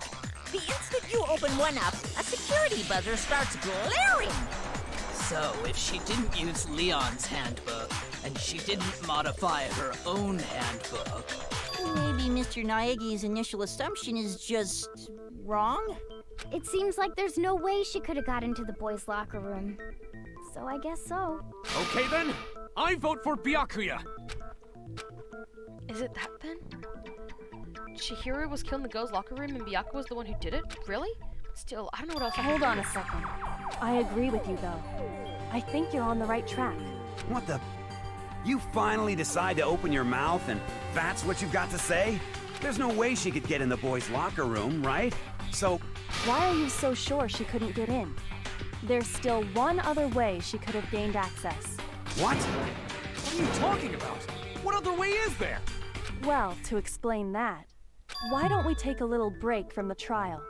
I'd like you all to come see something. Wait. Just what do you think you're doing? Don't worry. This'll make the whole trial more exciting. I'm sure that thought must please you. Huh? It'll make things more exciting? What is Well, all right then. I declare an official class trial recess. For real? Now then, what is it you want to show us? It better not be boring or I'll be very unhappy. Oh, I have no doubt it'll meet your lofty expectations. So, shall we go? This is technically the break. So even before I even knew what was happening, the class trial had been put on hold. We headed off with Kyoko in the lead, and where she took us was...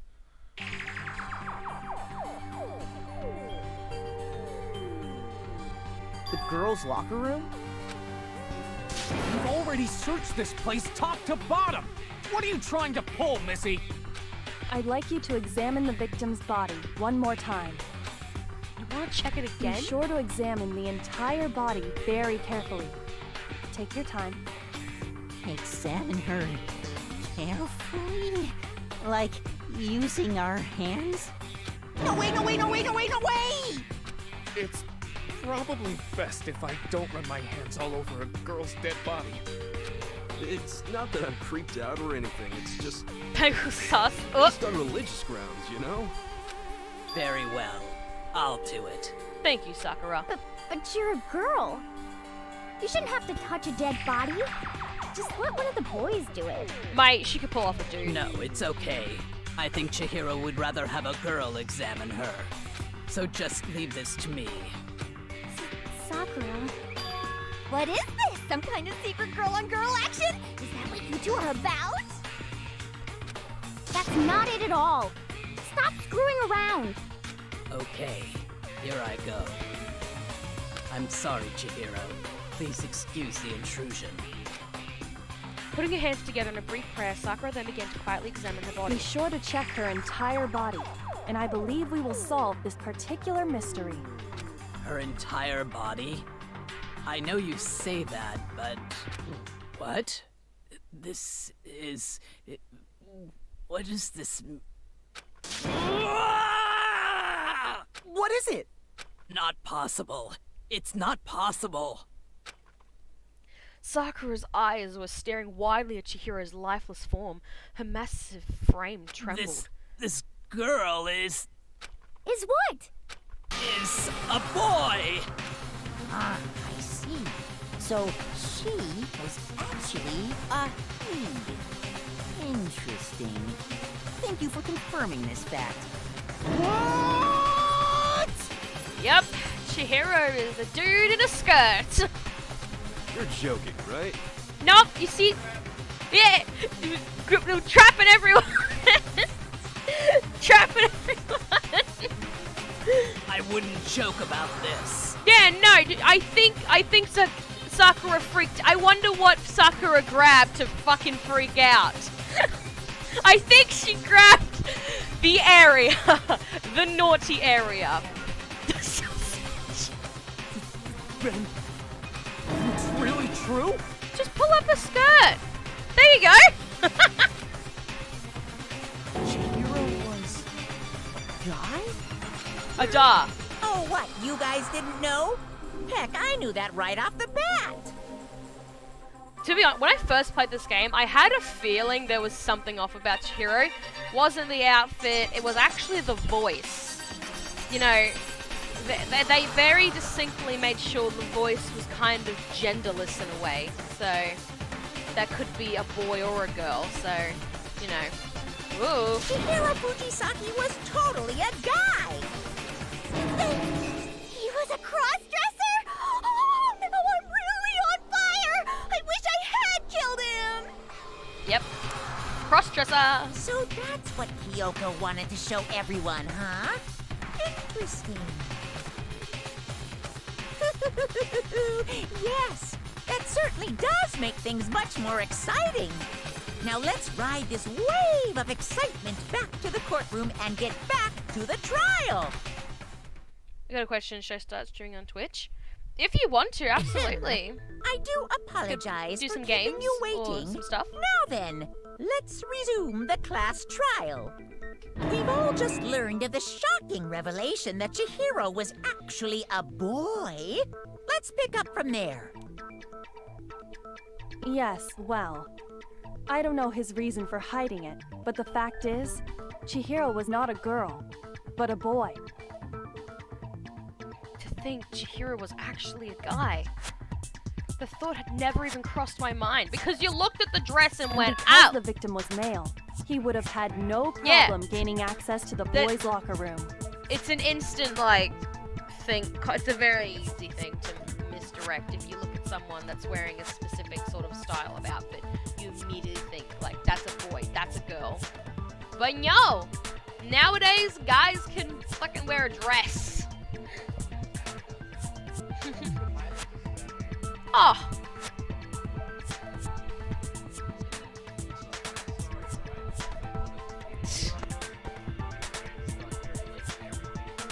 Assuming his handbook did, in fact, list his gender as male, then yes, that would be true. Of course his handbook said he was a boy. He dressed like a girl, but he was a boy through and through. So then, there should be no issue with Makoto's initial He's just assertion. having fun. Don't judge him. He's not harming The you. victim was killed in the boys' locker room, and was then later moved to the girls' locker room. And the killer could have easily used Sayaka or Junko's handbook to get into the girls' locker room. So Chihiro really was killed in the boys' locker room? I still don't understand the motive for moving the body, but yes, that does seem plausible. Well, I must admit, I did find it rather odd. I knew he felt a little off. There was a certain incongruity to his female body. This is the most titillating situation! So now everything has been connected. All the mysteries have finally become clear. Okay, well, connected or clear or whatever. We still think you're the killer, remember? Very interesting. This has become very interesting indeed. He's off in his own little world. What about you, Makoto? After everything we've learned, do you still think Byakuya's the killer? Well, without a doubt, Byakuya is the one that made Chihiro's death look like Genocide Jack did it. But I think he might not actually be the killer after all. What? But aren't you the one who accused him in the first place? He just seems to be too easygoing about all this. Like he's enjoying us solving the mystery. The way he's acting, it makes it seem like it doesn't have anything to do with him. And you think that might be because it doesn't have anything to do with him? Plus, the evidence he left behind was a little too... how can I put it? Overt. He consciously chose to use the extension cord, knowing it could connect him to the murder. At least, that's how I see it.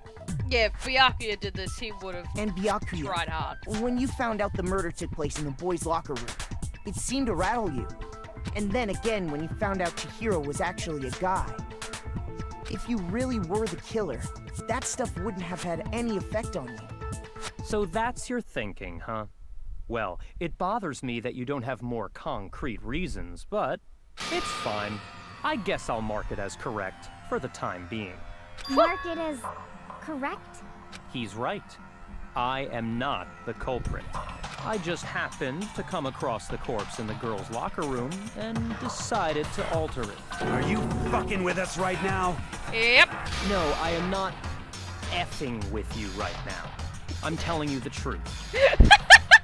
Oh, Byakuya, so posh. She's like, this is Mondo. Are you fucking with us right now, Byakuya? No, I'm not effing with you right now. Well, I find it very hard to believe. Yeah, he's too classy to swear. Like, ugh, such disgusting words for mere commoners. Go ahead. Find it very hard to believe. You're free to be executed along with the rest of us. If you're really telling the truth, then why? Why do you do that to his body? My reasons hardly matter right now. Uncovering the culprit is much more important, wouldn't you say? I can't remember why he actually did that to the body. So yes, if you're really confused now, someone else did kill Chihiro, but Byakuya was the one that made it look like that. So, Now then, if it wasn't me, who was it? Well, I don't think I can say for sure without talking about it a little more. We're seriously gonna keep going? We're all good, aren't we? I thought it was clear Byakuya did it. No, I'm with Makoto. If there's any doubt whatsoever, we need to explore every possibility. Because if we're wrong, we all die here. That's true. Very well then. I'm with you too. Damn straight. Count me in. Do you not have a mind of your own? Of course I do. What am I, an ant or something? You're a leech. Anyway, let's discuss this all as a group one more time. We still have time to make our decision. That's very true. Our lives are all on the line. Excellent. Then shall we resume our game of hide and seek? But if Byakuya didn't do it, then who's the real killer? Who murdered Chihiro? There's one thing we can be for sure that we all know about the killer. The killer was able to gain access to a real murder scene, which means the killer is a guy. Since the crime scene was the boys' locker room, you would need a boys' handbook to get in. Since Leon's handbook is apparently broken, the killer would have had to use their own. In other words, it had to have been a guy. But it's still not enough. I need to find some more clues.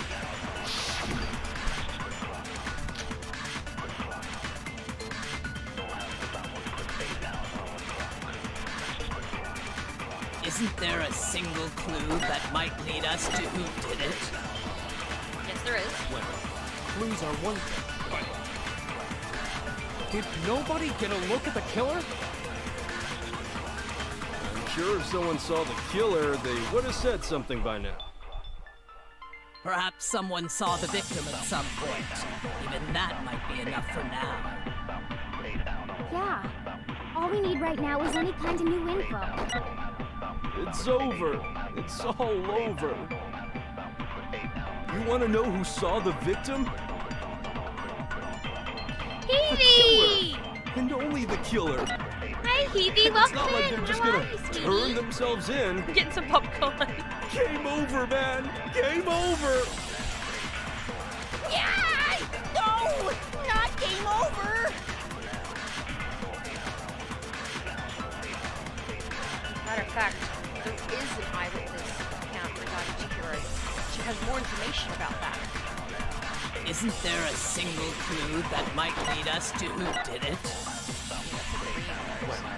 Clues are one thing, but... Did nobody get a look at the killer? I'm gonna head out because I'm sleepy, but the rest of the game here as well. No Sure, worries, if someone Amber. saw Thank the you for killer, being they here. would have said Hope you have a something good by now. sleep. Perhaps someone saw the victim at some point. Even that might be enough for now. Yeah. All we need right now is any kind of new info. It's over. It's all over. You want to know who saw the Killer. And only the kill. And it's No, not like that. they're just gonna That's it. That turn bit. themselves game over, man? No! Not Gaggle, I'm enjoying a snack and relaxing before Splatfest stuff. How are you? How's the Danganronpa?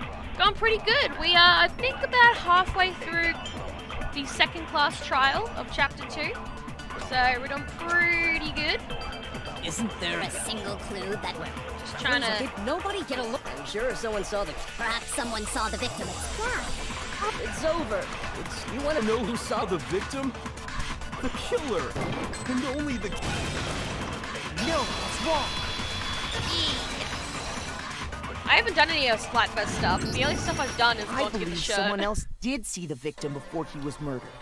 What do you think, Celeste? Now that you mention it, yes, I did see him. Huh? Really? Oh, but I suppose only Makoto knows about this. Oh yeah. My name is Makoto, but Celeste is special. She calls everyone... she calls me Makoto. The rest of you had no idea, did you? That is why you're all making such ugly noises. Whatever! Just hurry up and tell us! It was last night, right before nighttime. I saw Chihiro in the dormitory warehouse.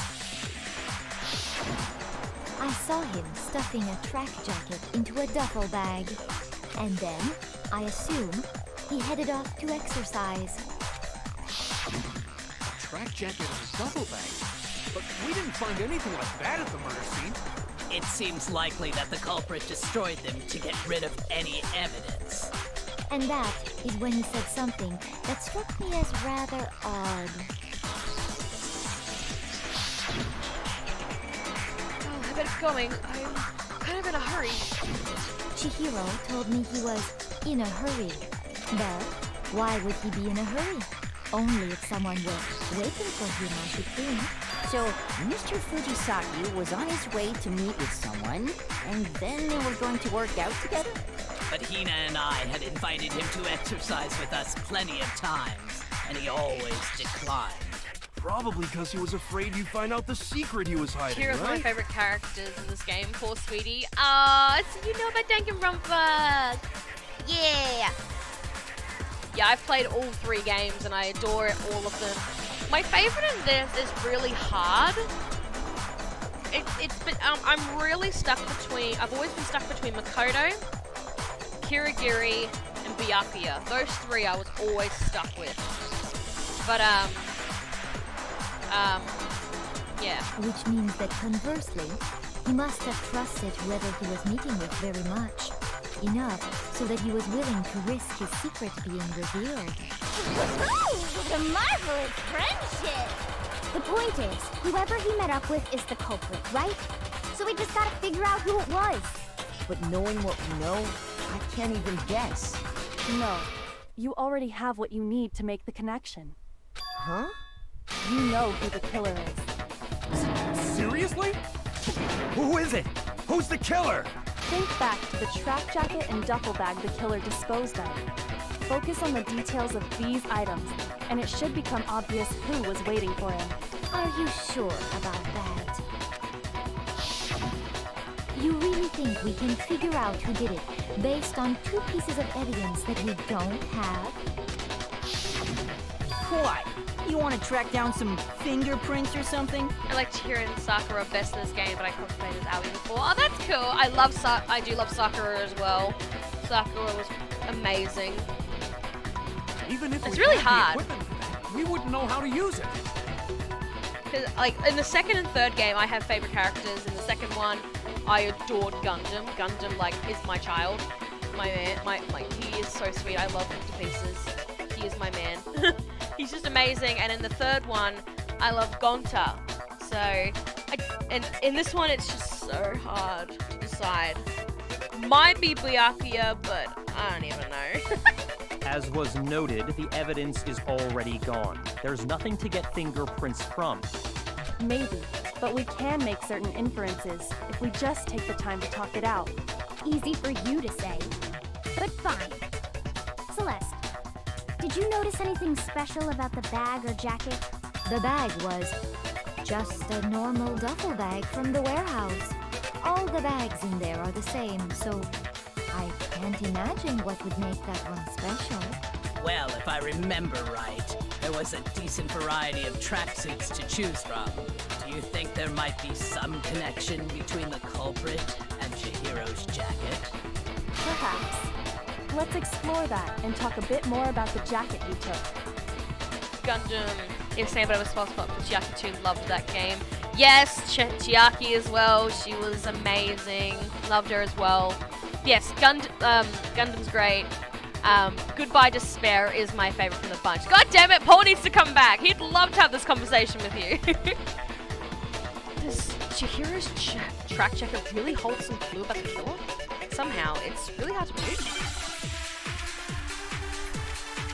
Love this music.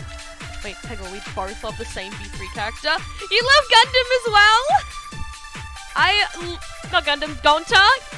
Gonta is we know where Chihiro was heading. amazing. I love He was Gonta. on his way to go exercise. We're gonna be playing that So at some next we point. have to ask,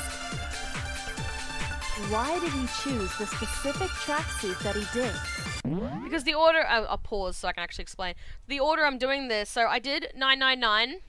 Now I'm doing this one. Next will be Virtue's Last Reward. Then we'll be doing Goodbye Despair. Then we'll be doing Zero Time Demelia, whatever it's fucking called. Dilemma, thank you, Dragon. And then finally we will be doing Killing Harmony. So we're going in a bit of an order here, a bit of a pattern. So, yeah. What do you mean, the specific So it might be a while. It will be sometime next year, though. I got it! We picked that tracksuit because it matched the one the culprit was wearing. Oh my god, you're so smart. So, what you're saying is, the killer was wearing the same blue tracksuit as him? My tracksuit is black. I don't even have a tracksuit. Sorry, Mondo. Did we ever talk This about exercising sucks. blue? I have a white tracksuit personally. I got it from the warehouse, if you must know. Did any of that really help us get any closer to figuring out who the culprit is? No way. Not a chance. You heard him, right? What he just said without even realizing it? She's right. What he said just now is really odd. How did we know something like that? Do I need to First of all, do a memory we know thing where again? Chihiro was heading. He was on his way to go exercise. So next we have to ask, why did he choose the specific Some of this I don't tracksuit fully that he did? remember, so that's why I'm struggling a teeny tiny bit. What do you mean, the I specific think I have to do a tracksuit? memory thing again. I got it! We picked that tracksuit because it matched the one the culprit was wearing. So, what you're saying is, the killer was wearing the same blue tracksuit as him? Damn it. Don't I? Shit. I need to remember how to do his thing, because there is a way to First of all, contradict we know what where he Chihiro says. was heading. He was on his way to go exercise. Yes, he was. So next we have to ask, I gotta finish why V3. did he choose the specific I got it. tracksuit I that played he the did? first trial, got angry and stopped for so long. Yes, What do you so did mean, I. the specific tracksuit? I got it! Okay, I remember what happened. I thought I'd prove it. Yeah, I do as well. I just need Matched to the one the culprit was wearing. remember how to do it. So, what you're saying is, the killer was wearing the It's same this blue line tracksuit as him? right here. We need to My contradict it. tracksuit Say, is black. hey, why'd you say that? Maybe I need to check. I don't like cheating, but I just can't remember. Give me 2 seconds. I just gotta remember, because there is a way to do it. We're almost near the end, though, now that he said that.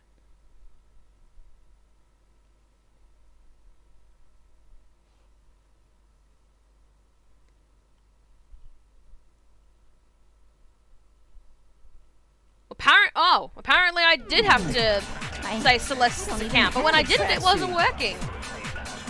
Maybe it was like a block. Maybe I have a white the purple lines were in the way or something. But yeah, I actually recorded my entire reaction of V3 for Paul because he wanted to see my reaction because it was the only one I haven't seen. So because No way. for Not the a first chance. for the first and second game, I already knew what was happening. So I was like, oh, this spoils it. But I never saw anything for the third game, so I was very excited, and he absolutely loved my reactions. So let's try this again. First of all, we know which he was on his way to, so next we have to lie. Apparently I just had to do this. What do you but when mean? I got it. It matched the one that. So. What Wait, you're how do saying I is slow down? There's a way to concentrate. Ah, yeah, that. the killer was wearing the same blue track. I had to do that apparently, but when I did it before it wasn't working, so you hear that? It's the sound of Mondo digging his own grave! Hold on a second, Mondo. What did you just say? I'm sorry. It's the sound of Mondo digging his own grave. That's perfect. Good job. Huh? What'd I say? When Celeste testified a few minutes ago, she said, I remember first hearing that and I was like, hold on, wait, what? We never said it was blue. I saw him stuffing a track jacket into a duffel bag. Then I assumed he had up to exercise. she never said anything about the jacket's color. So why did you say Chihiro's blue tracksuit? What are you? You just... Hey, Celeste. What color was Chihiro's tracksuit? As a matter of fact, it was blue. Uh-oh. Before we began the trial, did you tell anyone that? The only one I told about any of this was you. Then, Mondo, how did you know what color Chihiro's tracksuit was? Thank you, feel free to use that. Because I just... I'm sure he saw the clothes at some point in the investigation. No, that can't be it. The bag and clothes were surely disposed of by the time we began our investigation. Then the only reason he could have known what color the tracksuit was is if he saw Cherry with it before he died. That's the only possibility. Cherry? Are you talking about Chihiro? Let Genocide Jill name who she wants. So, how about it? Did you see the tracksuit or didn't you? Just by chance. I just happened to see it last night. Really? He walked past me, and he was carrying the tracksuit in his hands. Really? No, that can't be it either. According to Celeste's testimony, She stuffed the jacket into her bag in a hurry. It was almost like she was trying to hide it. And just like that, she was gone. when Celeste noticed it, Chihiro made a point of making sure the jacket was completely in the bag. If you just ran into him briefly, you couldn't possibly have seen what color the tracksuit was. It would appear you dug your own grave. There you go. See, Kirigiri knows. Perhaps. But you handed him the shovel, didn't you? That's why you said what you did. Focus on the tracksuit and it'll be obvious who he met with? What a bunch of nonsense. Ah, now I understand. It was all one big bluff, wasn't it? Your true intention was to draw a slip of the tongue from the culprit. Good That's job, why you Kirigiri. said you knew who did it, to put them on edge. That's right. However, Mondo was my target all along. I had my suspicions about him from the very beginning. But why? What made you so suspicious? That's a good question. Because I hate him. The way he was acting. The way he talked. There was a certain turning point that tipped me off. Maybe you didn't notice it, Mondo, but you tend to refer to men and women differently. Oh yes, Mondo is very sexist when it comes to strength. You only call guys dude. For girls, it's chick. Oh yeah, and that too. And after he was killed, you happened to refer to him as dude. Once I picked up on that, it occurred to me that Mondo knew something we didn't. I forget this every time. This game is nuts. You really, really have to focus on what everyone says. Notice such a tiny detail? I remember hearing that the first time. I was like, what? Are you a witch? She's a witch! You're positively frightful. No, I'm not the frightful one. Not nearly as frightful as someone capable of murdering a friend. Mondo, was it really you? Did you really kill Chihiro? I didn't kill anyone! You've been all over me, judging everything I say, putting words in my mouth. What gives you the right to treat me like a goddamn criminal? You know, his hair can't technically look like a mullet. Even that's criminal. Even if you have your hair like that, you're instantly a bad dude. Yeah, he would never do something like that. This is a false accusation. It's true. My reasoning on that is pretty shaky. That was fast. Well, this does present us with a problem. It seems we are all out of leads. My time has nearly come. That's what my little ghost friend is telling me. Oh yeah, that reminds me. Hifumi, weren't you telling me you found some evidence? Really? What kind of evidence? Actually, now that I'm thinking about it here calmly, it might not be all that relevant. Jeez, does your confidence just get up and walk away? It's fine, man. Just tell us. His hair looks like corn! If you really insist, then... here it is. What do you have there? It happens to be an e-handbook. I found it laying on the ground, so I scooped it up. You found it on the ground, right? Then it must belong to... Chihiro! Chihiro's was missing. I almost forgot. You know Chihiro's was Chihiro's missing. handbook was missing from the scene of the crime, right? For a fact. For a fact indeed. I was totally sure I'd found it. But it must hold some clue about the culprit, right? Well, that's what I was hoping. But it's busted. It won't even turn on. Really hates his husband walking out on Nick and breaking up. You know, he's still with Nick and he returns to hate him. Wow, what's wrong with him? Oh yeah, with what's his name? Odin? I think that's his name? Yeah, yeah, it's all for money. That's what they want, and they're getting it. So. I imagine the culprit broke it to get rid of any evidence after the murder. That's odd. I didn't think the handbooks were quite so fragile. You're right. They're not. They're totally waterproof and shock resistant.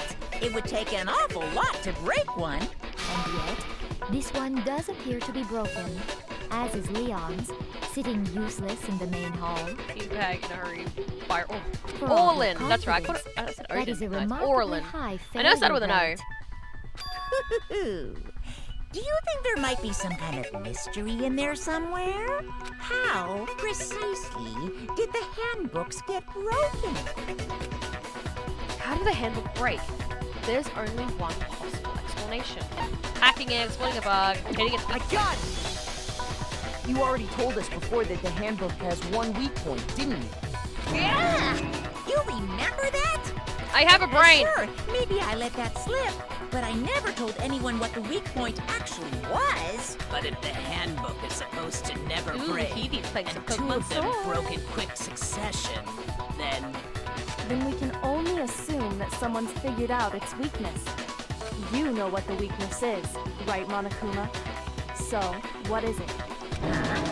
You're asking me? I think it's a necessary piece of information if you want this to be a fair trial. But if I tell you, and someone else decides to copy it, that would be very not good. Just tell us already. Why would we want to break our own handbooks? Oh well, I have a weakness for pushy demands. But you're sure you won't follow their example? Then allow me to make a special announcement. The weak point of my cutting-edge e-handbook is... when it's exposed to high temperatures for too long, it will suffer a meltdown and totally break! You have this game on the Switch too, same here. Yep, I have it on the Switch. When I found it, when I was watching the Direct and they announced it, I knew straight away. They didn't even have to say what it was. They had the eyes. They had his eyes and I was like, ah! I lost my shit. I flippin' knew it! I think it was like 2 a.m. and I screamed. I was like, it's Monokuma! You knew it? Yes, I have every single one except for S because fuck Danganronpa S. Yeah, because I found the handbook laying on the floor of the sauna. The temperature in the sauna can reach over 200 degrees. Strange how you don't get burnt, huh? It's because as your sweat evaporates, it creates a cooling layer of air around your skin. Thanks, If the Monokuma. hot air of the sauna were somehow pushed directly onto your skin, you'd definitely get fried. That layer of air would get blown away. That's why you may feel a burning when you move around. So when you're in a sauna, make sure to keep nice and still. I'm sorry, that's really hard for me. Interesting. I learned one new fact today. I love Tucker as well. Tucker's amazing. That is a mere trifling speck of knowledge.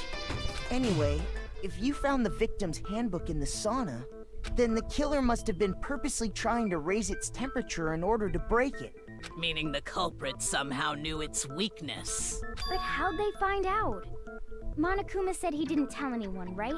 Indeed. Quite the mystery. What if they found out by accident?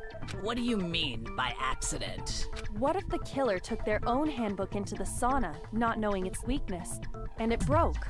They'd realize it was broken, of course, and it wouldn't be hard to figure out why. And once they had Chihiro's handbook, they knew they had an easy way to dispose of it.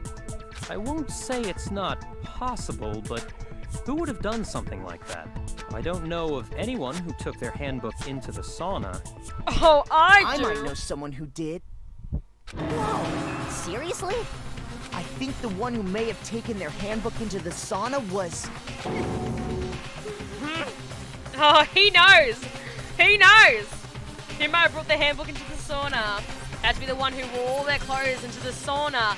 It was... Dun, dun, dun. He knows. And it's like, ooh. Mondo, darling. Here's my answer. I was there, boy. I was there. Mondo, you can't just now. Your I was handbook there. got broken in the sauna, didn't it? I am a witness to this. What? I saw it with my own 2 eyes. Why? Why do you keep accusing him? Mitch, you were there. Greatest social experiment. I remember playing this on my PSP with the fan-made translation. I'm so happy they released it elsewhere. Yeah, a lot of people played it on their PSP. I sadly didn't have a PSP. Mondo and Taka had an endurance contest in the sauna not too long ago. Remember? Yeah, it was like 2 days ago, wasn't it? And for the contest, Mondo just so happened to keep his school uniform on. But little did he realize, he'd also left his handbook in one of his uniform pockets. Like I And call when it it was all what? over, Mondo discovered that taking your handbook into the sauna could easily destroy it. No, wait, hold on. You've got it all wrong. He would never kill. I don't accept this. Show me the proof. The actual solid proof. I mean, I don't want to believe it either, but I found something that proves it beyond a shadow of a doubt.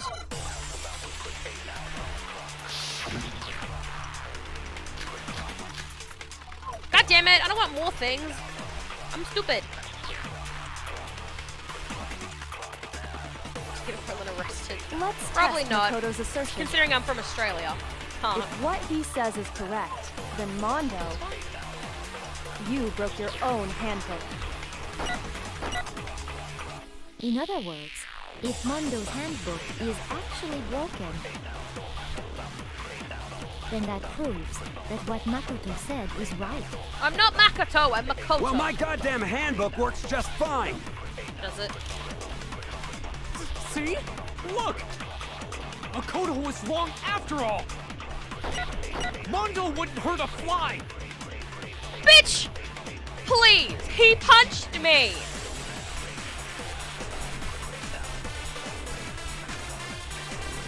Let's test Makoto's assertion. Wouldn't hurt a fly. He If punched what me! he says is correct, then Mondo, you broke your own handbook. In other words, if Mondo hits on that cave, well, my goddamn handbook. Really, does your goddamn handbook work just fine? Does it really? Mondo, the handbook you have right now, is it really yours? The fuck is that supposed to mean? Stop swearing! The broken handbook that was in the main hall. Isn't that one Yeah, actually Mondo, yours? what's your language? What the heck are you talking about? What I mean is, I think Mondo swapped his handbook out for one that actually works. I think he took Leon's handbook and replaced it with his own. After all, Monokuma said himself that Leon's handbook never should have broken. That's right! The punishment it suffered wasn't nearly enough to destroy it. So then, the broken handbook in the main hall is actually Mondo's, which would mean that the handbook Mondo has right now is actually Leon's, yes? But doesn't that violate the school regulation that says loaning out your handbook is prohibited? Well, here's how I look at it. There is a rule about loaning your handbook to another student, but if they're dead, they're not a student. It's kind of a gray area, I admit. But no worries. If anything, it just makes things more interesting.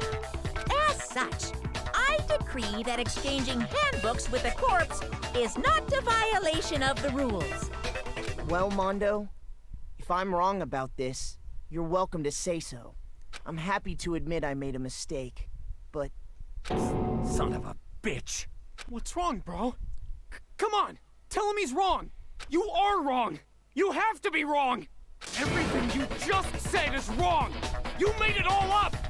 Okay, then why don't we look back on this case one more time, from the beginning? That way, everything will become clear, and we'll all see if I was right or wrong. Alright, here we go. Closing thingy. Celeste saw Chihiro in the warehouse with a duffel bag and...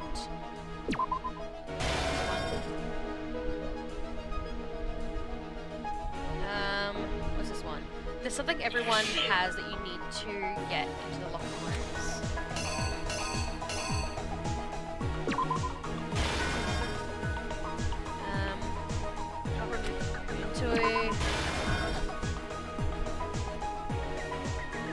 The weapon that the killer used was...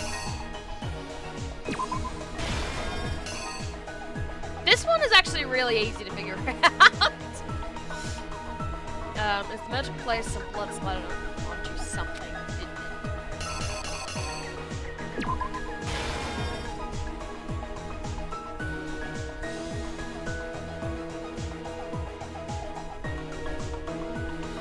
Disguise of truth, the killer switched around the carpet as well as something else.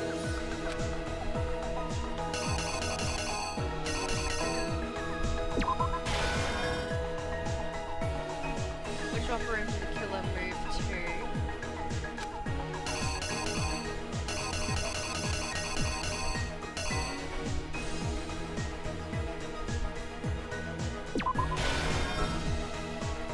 I think that one might be it. Killer took something from the other locker room and switched it.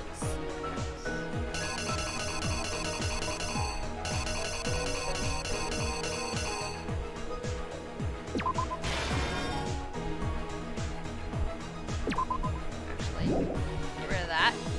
This one, swap. I think anyway. That's peeling it off. And this is pushing it up, so...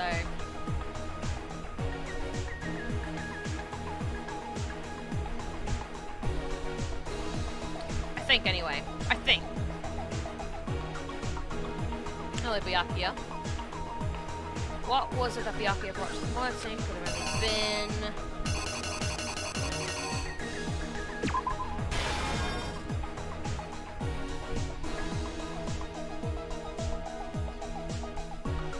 Byakuya arrived on the scene. What did he use to disguise what had happened?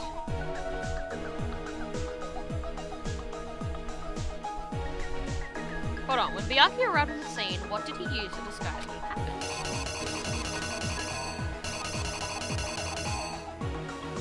The bloodlust.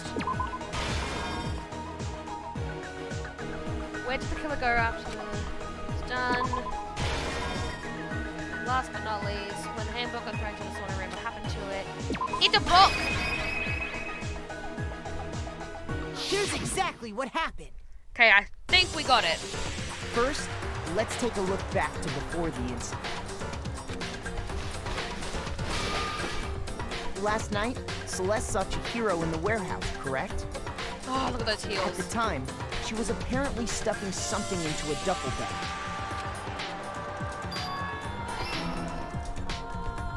That something was a blue tracksuit.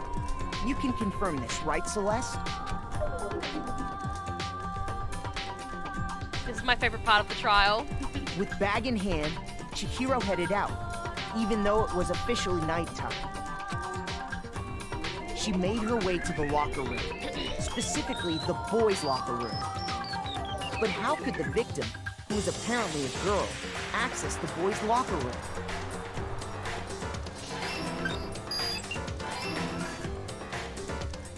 Simple, because she was really a he, which is why he was able to use his own handbook to gain entrance to the boys' locker room.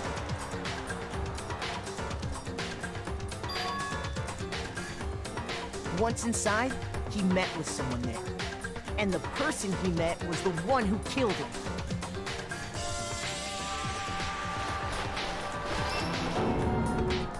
It seems likely that the killer grabbed the nearby dumbbell, approached the unsuspecting Chihiro,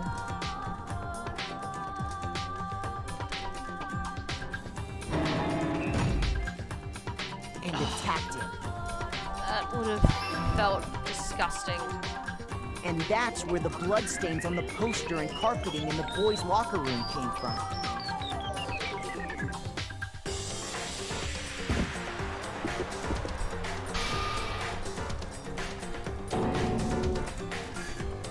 It was likely in the heat of the moment. The body was arranged, but the murder itself felt unplanned. Okay, I did get it. Okay, good. Which is why the killer hurried to try and hide the act. First, pulling up the bloodstained carpet. Then, removing the bloody poster.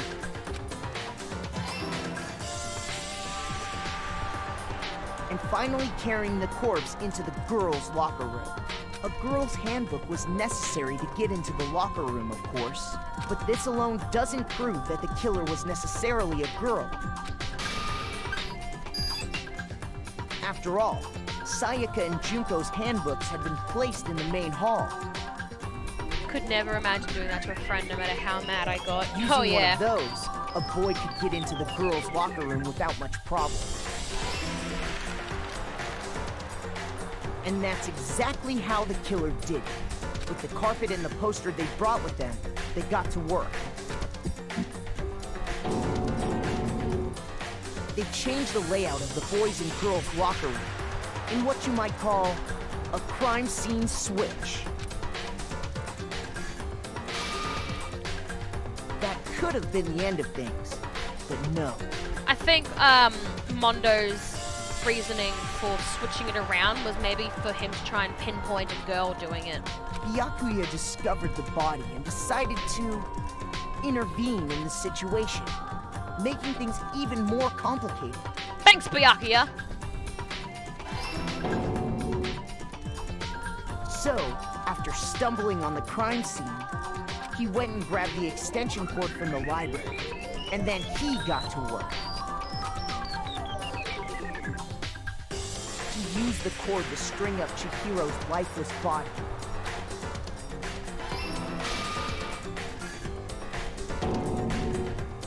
Then, using the victim's own blood, he left a grisly message there at the scene of the crime. He wanted to create the illusion that Genocide Jack was responsible for the slaughter. And around the same time that Byakuya was putting together this facade, the killer, having already disposed of Chihiro's bag and other belongings, arrived at the sauna. There, they planned to destroy the last piece of evidence. Nope. Oh well. Chihiro's handbook, that's what it was. And just as the killer expected, the steamy sauna was enough to ruin the electronic gadget. somehow, the killer knew that the handbook couldn't stand up to the heat of a sauna. Hey Paul, welcome back. I have an amazing story to tell you guys about my Mario Party Superstar experience just now. Of course. Tell us. Heathy's here as well, and I found out Heathy also loves Danganronpa. She's loving it. And the reason they knew that is because the sauna had already wrecked their own handbook. And that's how it all played out.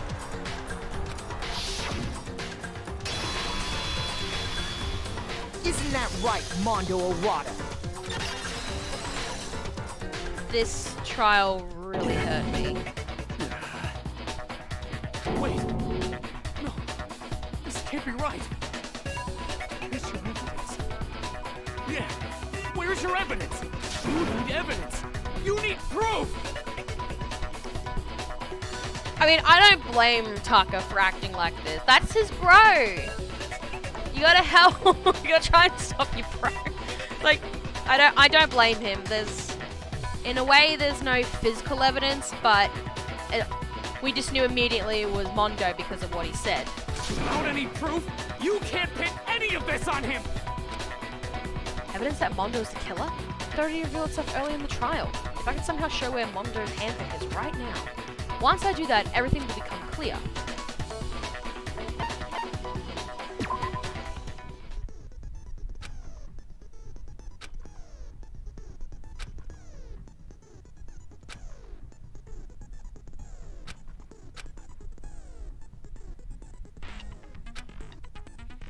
This one hurt. The fourth one hurt so bad. So many tears. Yeah, that one was... Oh!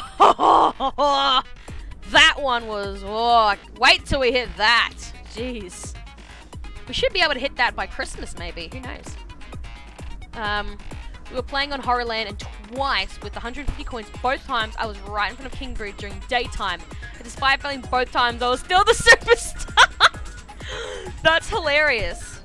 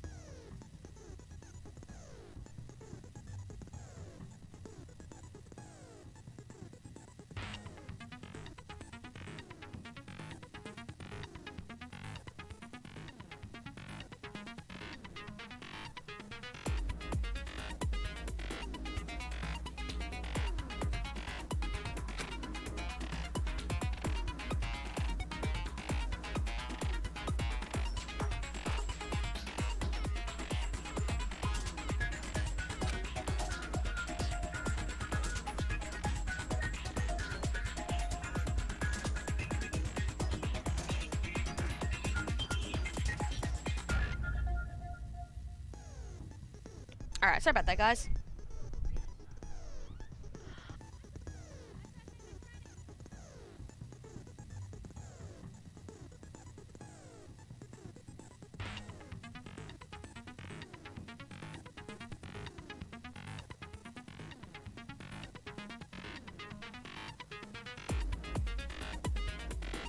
Alright, sorry about that. Just talking to my mum about dinner tonight.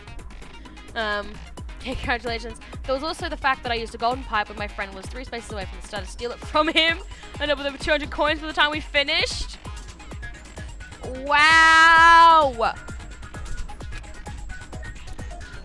That's just brutal. I will never forget the time Skyly beat me up in Mario Party. Isn't that right, Skyly? Nah! Oh, this bit. Who are we fighting? We're fighting Taka, that's right. Alright, let's do this. Show me some evidence. You're wrong. I won't listen. I refute you. False.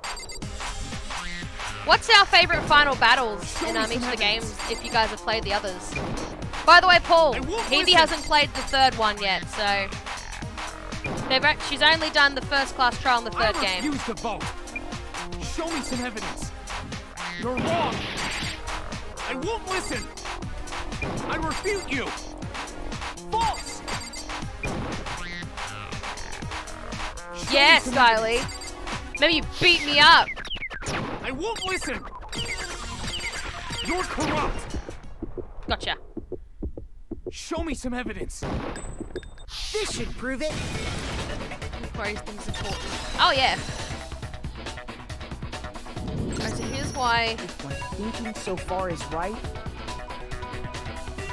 Oh, so here's why Genocide Sho was changed to Genocide Jack, because Sho is a common male name in Japan. So in order to fool Americans into thinking Sho was a guy, they named her Jack. Ah, yes. And also, Paul, in this, she's called herself Genocide Jill because it's Toko.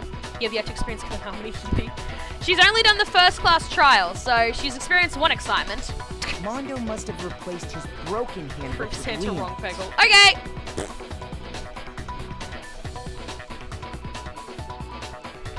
But yeah, I don't know, out of the three battles I've done, like the 3 big final battles, I'd have to say the third one is probably my favorite. It's more fun and more challenging. The easiest one, though, is definitely this one. I did not like the second one's final battle. It really annoyed me. In which case, we can just check each of our handbooks Like the right final now. battle things that we do with each person. Because Jack and Jill is a common nursery rhyme, so it has a double meaning. Yep. Once we do that, we'll... We don't gotta do that. Huh? Yeah. Yeah. I did it. I killed him. There we go. Class trial over.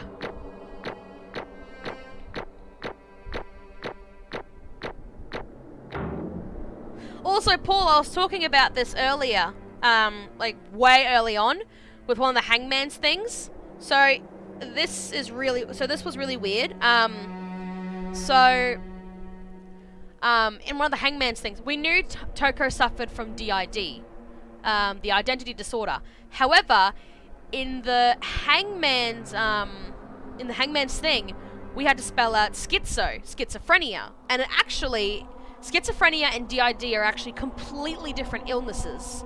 Yeah, they might seem a bit similar, but they're very, very different. So I have no idea why Spike made us type out schizo when it was actually supposed to be about DID.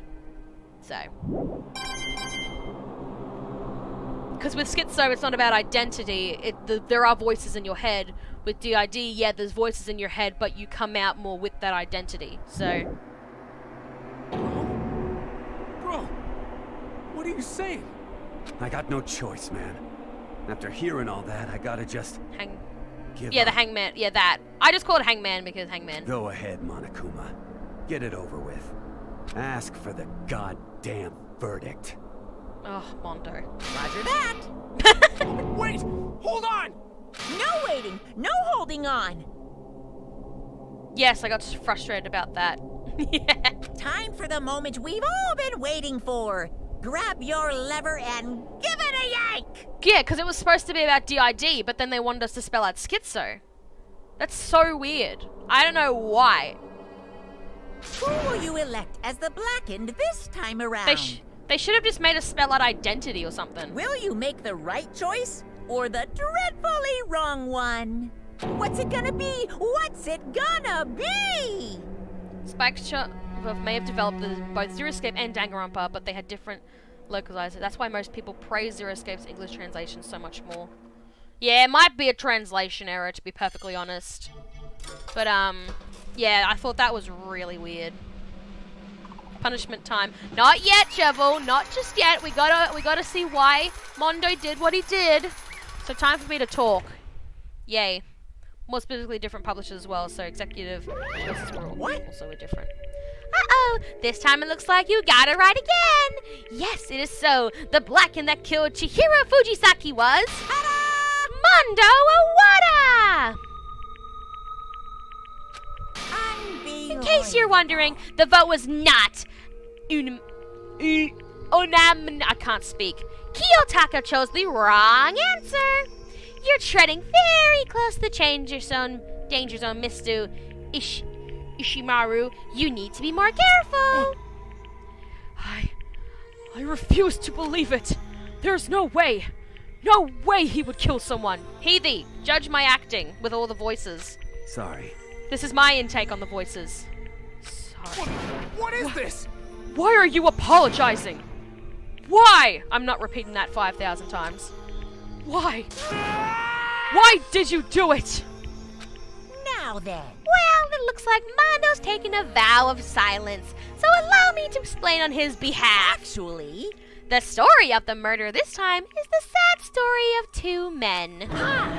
Oh, but for anyone who doesn't really want to hear it, you can hit the B button for fast forward the text. I'm hearing this shit. Anyway, there was once a young boy, and his name was Chihiro Fujisaki. He had an extreme inferiority, complex regarding his own lack of strength. You're so weak even though you're a boy.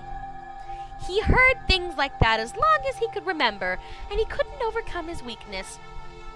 Santa is actually getting emotional.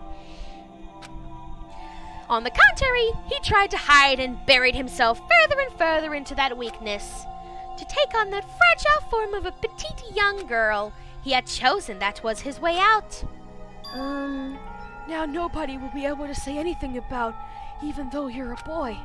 But no matter how tightly he wrapped himself up in the shell, the inferiority complex had already taken root deep inside of him and was not so easily weeded out. As it turned out, the shell was completely empty. The complex didn't disappear. Instead, it only grew stronger and stronger. I'm weak. Weak, weak, weak, weak, weak, weak, weak, weak. Poor Fujisaki though, imagine that.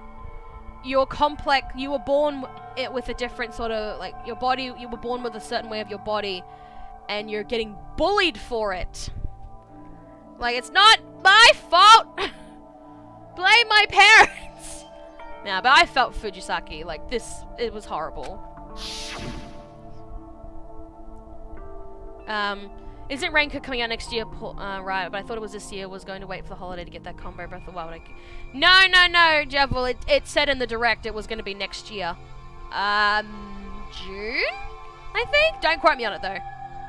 Once the killing game had begun, here at the school, he had no choice but to accept this fact. After all, this world is survival of the fittest. If you're not strong, you don't survive. I mean, I'm a weak guy, so I can kind of understand his perspective. Yeah. And then the lovely, hateful Monokuma announced the revealing of the embarrassing secrets, which of course included Chihiro's embarrassing secret, which I was more than willing to divulge. Even though he dresses like a girl, Chihiro is actually a boy. Hey, And that was something Chihiro couldn't let anyone find out, no matter the cost.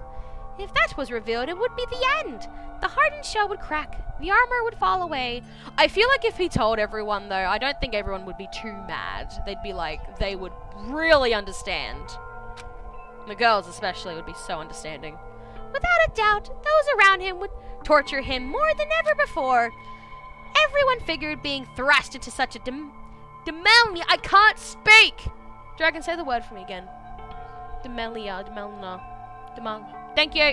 Dilemma must have sent him spiraling into despair. And yet... I'm sorry. I don't really want to talk about it right now. But I also don't want to leave things the way they are. So maybe I can talk about it later. If I try my best to become strong, then I can tell everyone. Unknowingly, he used this threat of discovery to motivate himself to become stronger. That's right. Now's my chance. I want to change. I'm going to get stronger and accept who I am. Strong enough so that when someone says, even though you're a boy, I'll be okay. I'll get better. This game came out in 2010 in Japan, so I imagine today's audience threw a fit with this trial. Probably. Though with that thought of the front of his mind, he resolved to take immediate action. And so... that day, he made the commitment to begin his exercising. He was prepared to retrain his mind and body. But sadly, that would be the first and only chance he would get at it.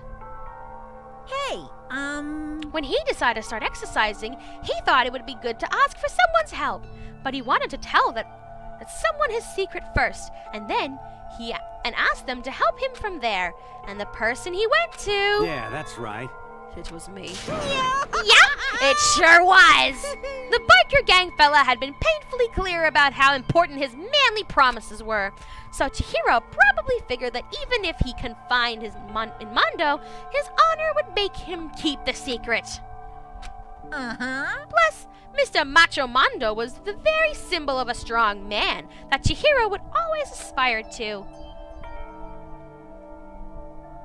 Maybe talking to Mondo about it will help give me some courage. I think Fujisaki probably looked up at him like, I think of you as a big brother kind of thing. So he went and asked Mondo to help him become strong. That was his aspiration. He thought that only with Mondo's support would he ever be able to come close to that. Correct. So then, that must be why Mondo did what he did, to keep the promise he'd made to Chihiro. I wonder how much Raincoat will cost. I hope it'll be enough where I buy the season pass with Spark and that game together. $60 maybe? $60? That's my assumption. Huh? Did what he did? You mean that's why Mondo carried Chihiro from the boys' locker room into the girls' locker room? Indeed. Yes, that's exactly what I mean. Wasn't that to cover up what he'd done? Certainly. That could have been part of it, but I don't think it was the main reason. The real purpose was to keep the promise between men he made to Chihiro. But how does moving the body keep his secret? Because if everyone knew he'd be killed in the boys' locker room, then everyone would have been arguing about how she got into the boys' locker room, right? Once that started up, at least a few of us would have immediately begun to suspect his identity, so he tried to protect Chihiro's secret by putting him in the girls' locker room and stealing his handbook. See? Then Mondo did all that to keep the promise he'd made to Chihiro, who he'd also killed. Why would he do that? The more I hear you talk, the more I don't understand. I mean, you guys trusted each other, right? So why? Why did you? Because no matter what I did, I didn't want anyone to know. I knew it. So that's what triggered it after all. The possibility of having your embarrassing memories and secrets exposed. What is this? That's impossible! Nothing could have been that bad! Something he didn't want anyone to know, even if it meant killing someone. It's impossible! Don't make me repeat myself. How many times must I repeat myself? To judge others by your own standard is the height of fooling. Even if you can't comprehend it, he obviously can. That's all there is to it. Well, while we're on the subject, why don't I tell you that embarrassing memory, that secret he didn't want anyone to know? Hey, You know what Mondo did?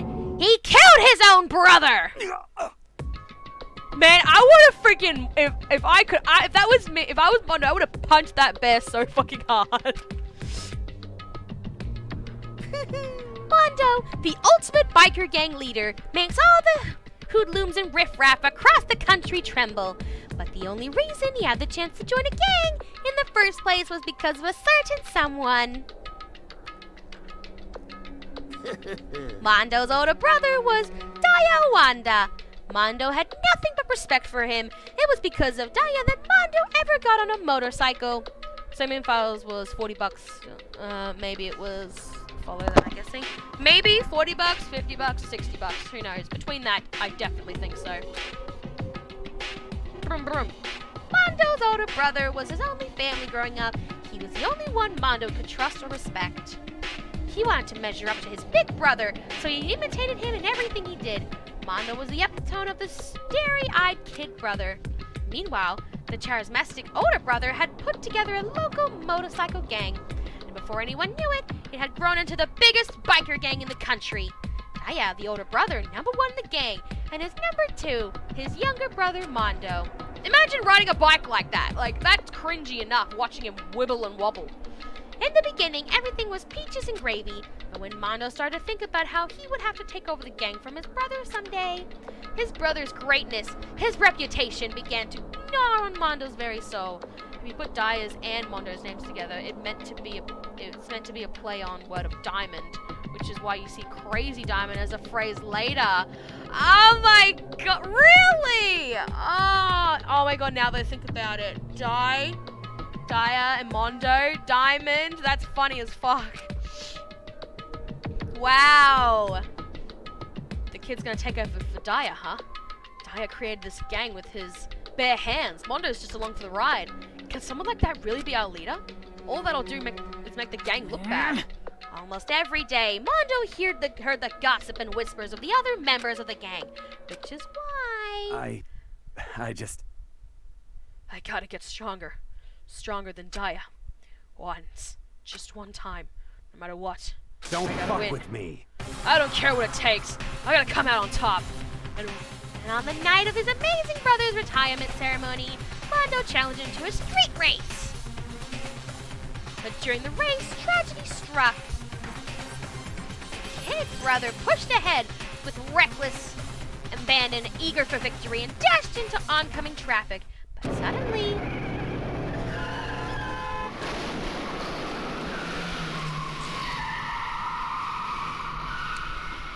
Yep. He did. Look, look at that. Even his weird-looking wig's gone. Lying in his kid brother's arms, the older brother delivered his final words. Oh, my bad, kid. I fucked up. Sorry. Of course he knew it was his brother's fault, but Diane never blamed him for what happened. Hey, kid. The rest is up to you no matter what. You gotta keep the gang together. Because it's the team. You and me put together. It's a promise between men. Yes, men! Also, even in the Japanese version, Saika wrote Leon in the blood, despite Leon's name being Regan in Japanese. The writers wanted to test the English skills of their native audience, but Americans found it way too easily, especially the ones that played Ace Attorney. Objection. I love that quote. It's a promise between men. But yes, that's right. Leon's name is Regan. No, his name is... What do you mean? His name's 11037. He decided to hide the truth of what happened from everyone else in the gang in order to keep the gang together and keep the promise to his brother. Still need to finish the anime. He could never admit to anyone that it was his own weakness that had caused the accident, and as a result, the team was made even stronger under the banner of the kid who'd best his younger brother. Daya was gonna lose to his kid brother, so he got stupid and got himself killed. That became the explanation for what happened. Mondo's lie became the truth. He wanted to lead the team so bad, he was willing to tell all kinds of lies about his brother. I just... Strong. Strong. And yet... As soon as our killing game began, he realized, no matter how tough he pretended to be, he was just another weakling that could die in an instant. Yeah, I mean, put Mondo and Sakura together, who would win that shit? And then the hateful Monokuma announced the revealing of the embarrassing secrets. And at that point, it was clear I would have no problem shedding light on his secret. Mondo killed his own older brother. No matter what, I couldn't let the other gang members find out. If that happened, everything would have been ruined. Everything me and my brother had worked to create would have been destroyed. His death, all the guilt I'd been carrying around, it all would have been for nothing. So that's why. Mondo. After I saw what Monokuma had on me, my head filled up with the kind of fuzzy uneasiness and just started swirling around. I never felt anything like it before. I didn't know what to do about it. I wasn't sure what to think or say, but after a while, that fuzzy uneasiness turned itself into a rock-hard lump of anxiety way down in my stomach. It's gonna be fun when I finally get to play a game of Spike Chump that I have no knowledge. Yeah, a lot of us, like, it'll be so interesting with Raincard. I can't wait. I'm definitely gonna stream it. And it was right around then that Chihiro asked me to start working out with him. Right there, he told me a secret. Seriously? Jesus. I'm sorry. Yeah, I'm sorry I lied to you. But why? Why now? Why are you telling me this all of a sudden? Huh? Because, I mean, you've kept that secret all this time, right? If anyone found out, you would... But... You're right, but... I want to change. I wrapped myself in lies. I'm weak. I want to destroy that version of me forever. His words were like a knife in my gut. I felt like he was exposing the lie I'd be living myself. I have to change. I don't want to be weak anymore. You're so strong. It can't hurt you, right? Whatever secret Monokuma might tell us. You piece of... So what? You're saying I should just say it? What? You're saying if I What? really am, I should just be able to tell everyone my secret? What? I was jealous. I was jealous of Chihiro's strength. He had the strength to face his own weakness, to try and overcome it. And it was the kind of strength I've never had. So I was jealous of him, and that jealousy broke me. What? Are you making fun of me? I'm strong. Are you fucking with me right now? No! I'm not making fun of you. You really are strong, Mondo. I felt like I could hear something starting to creak. Something inside my head. What did he want me to do? What was I supposed to do? What was I supposed to just sit back and let my secret get revealed and ruin everything? What's wrong? Damn Why you! did you have to tell me all that? Were you trying to rub my failure in my face? I just I wanted just to... really admire you. I admire your strength. Yeah, that's right. That's right. I am strong. Strong. I'm strong. Strong. Stronger than you. You son of a bitch! Stronger than Daya! I don't remember anything after that. When I woke up again, he was laying at my feet covered in blood. When is that game coming out? What, Raincode? I think it said June. I think it was June. Might be May even. I can't remember. Maybe. Fun fact, in the anime, his last words were, he didn't say Daya, he actually said big bro. So, when I woke up again, he was laying at my feet, covered in blood. I had the dumbbell in my hand, and I was just staring at him down on the ground. Hey! I killed Chihiro. Even after all this time, I'm still just as weak as I've always been. Process of elimination. Oh! I have no idea. Thanks to that, I did something I can never take back. I have no idea when that's coming out. Have they said when it's coming out, or is it just a year? Mondo. He was normally so aggressive, so angry. He hid that weak side away from everyone. That was his secret. A weakness like that lived in a heart like his, and it turned him cold-blooded. God damn it! Look at him, you see. You're all just like him. For a secret from the past. For a memory. For that, he killed another living human in cold blood. He couldn't cut free for his regrets from the outside world. He doesn't know what true strength is. Do you see hope anywhere in there? Because I sure don't. You bastard! Just shut up, you son of a bitch! Go ahead and say that again, I dare you! Yep. Okay, I'll say it as many times as I want, is what I want to say, but... Says April 30th, 2023. Okay. Unfortunately, I can't do that right now because the time for punishing is fast approaching. Punishing? It can't be. You mean execution? That's what I promised you, right? The blackened that disturbed the peace will be punished. Ridiculous. Hold on. Now then, Now- I've prepared a very special punishment. For Mondo Iwata, the ultimate biker gang leader. No, wait. Wait. Let's give it everything we've got. It's punishment time. I said wait. Sorry, man. I couldn't keep the promise we made. From one man to another. Yes, ladies, promises between men are fucking strong. Here we go. This is my least favorite execution. It's like, you know, when it's like it's so creative, but it's also one I hate the most because it's so horrible. And it's actually quite interesting. It's like, could this actually work? So anyway, let us watch. Everyone start waving your hands goodbye to Mondo Iwata.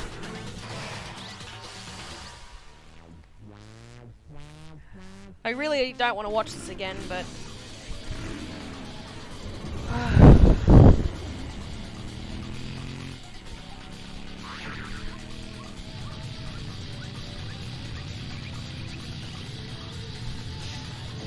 Fun fact, my first introduction to Danganronpa was actually this execution. I saw this execution and I was hooked. I was like, I gotta see the full game.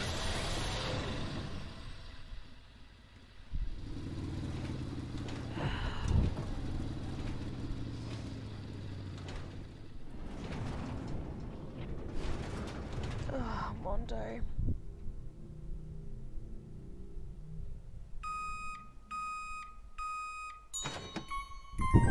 So yes, apparently if you spin around so much, your brain and body gets turned into butter.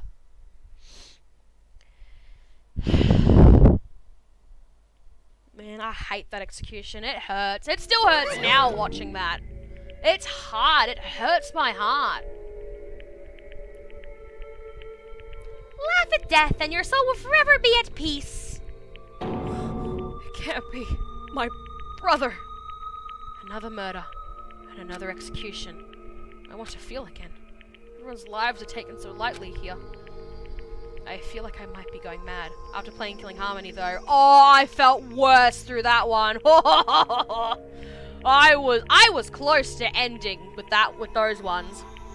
In the anime he was in a butter place. Love that quote. That's horrible! Poor Mondo.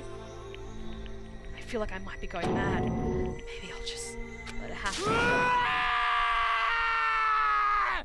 I'm sorry. Poor Tucker. I feel horrible for Tucker. As Tucker's sad screams invaded our skulls, we were each forced to realize once again. But of course, he had to. What a disappointment. This is the end of the game. Byakuya! What is this? You're completely insane, you know that? A game! One of our friends is dead. Do you realize that? Of course I do, but this game is life or death. Hey. I don't have anything to say to you. I don't have a response except However, that I just don't understand why. Why did you go out of your way to disguise Mondo's crime? What? Why? Isn't it obvious? Because it made things more interesting. His voice was so calm, emotionless, like the voice of death that chilled me to the bone. We hear you, Santa. Yeah! Last night, when the murder took place, I was in the library as usual. Honestly. So you ignored our nighttime rule too? That rule never mattered to me. I don't recall agreeing to it. There is nothing to be done. Well, I don't particularly care. Please continue. The night grew late. I decided to return to my room, which is when I stumbled upon him. I spotted Mondo coming out of the girls' locker room. After he's gone, I looked inside and saw the corpse. What? You mean you actually witnessed the murder? He was such a fool.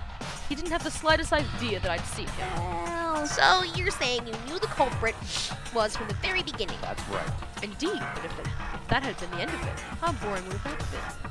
I mean, what a waste of time to have the answer revealed right at the beginning. Which is why I decided to lend a helping hand. I thought it would liven things up. You did all that to liven things up? Liven things up? Sorry. I see. You would eat that? Would you eat that butter? You are a cannibal then. So after hearing about Genocide Jack from Toko, you decided to use that to create the fake murder scene. But damn, man, if we hadn't figured out who'd really done it, you would have been dead too, right? Well, obviously, I would have revealed the truth before it reached that point, of course. Byakuya turned and looked me in the eye. I feel his eyes piercing into me. Thanks to a certain remarkable someone, it never did, and I was able to perform an interesting experiment. Interesting. Once I do decide to become blackened, I now know who I'll have to watch out for. Correct. So that was your reason. Are you satisfied? Indeed. Yes, we're done listening to your story. Ew, that's full-on cannibalism, Jevil! Moving on. Hey. There's something I'd like to ask Monokuma. What's this? Oh, I'm up next? You like to perform these elaborate executions each time, correct? My question is why? Do you like them? But you know, this punishment, this despair, it's not just for you. All this punishment, all this despair is my gift to mankind itself. You're over-exaggerating. I am not over-exaggerating. These punishments are meant to transform all hope to despair. What do you mean? Mean? Mean? Mean?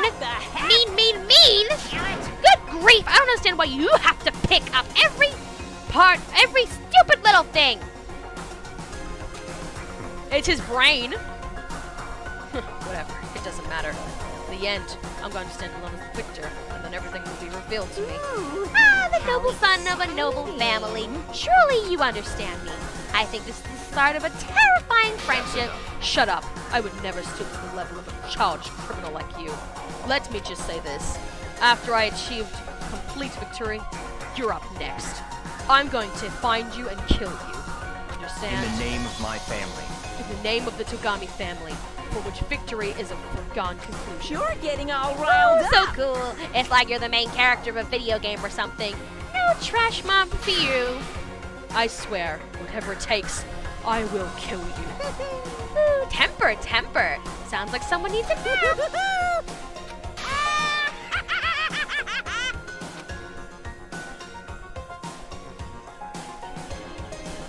Monokuma's laughter peeled across the courtroom, and the curtain closed on the case of Chihiro and Mondo. But I knew that wasn't the end. The killing game would still continue, because the mastermind wouldn't let it end. For those of us who were still alive, our worst fear and despair kept on multiplying. It was the kind of despair that felt like a blind puppy in the hell had more of a future than us.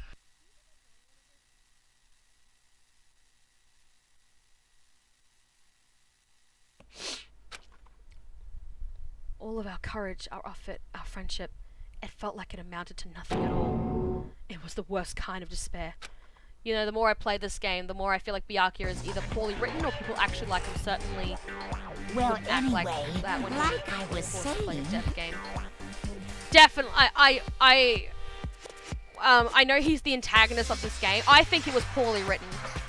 He was supposed to become like the antagonist, but I think they did it in a really not a very good way.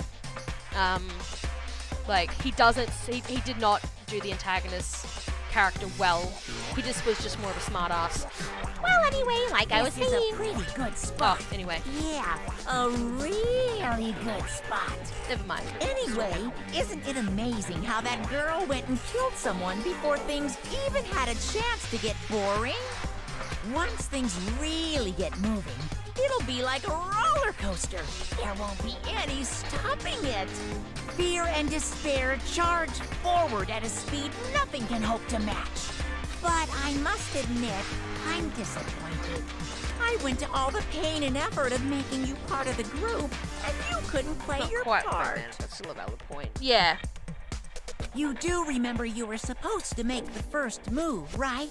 Well, no biggie. Nothing we can do about it now. So just do your best to make things more exciting from now on, okay? After all, that's what everyone wants to see. There's one thing I'd like to ask As long as you don't want to know my measurements, fire away. Who is it? The 16th high school student, I mean. Ooh, my, you really took me by surprise there. I know I said you could ask anything, but super denied, ultra denied, demonic denied. Because you see, that's my ace in the hole. And nobody'd be dumb enough to reveal that, right? No matter how close they were to their friends.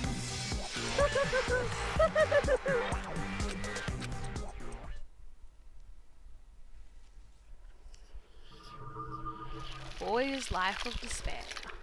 The end. Chapter 2 is done. So now there's 10 of us left. To be continued. You more of a Makoto guy than a Byakuya guy? Yeah! I don't know who I'd suit, to be honest.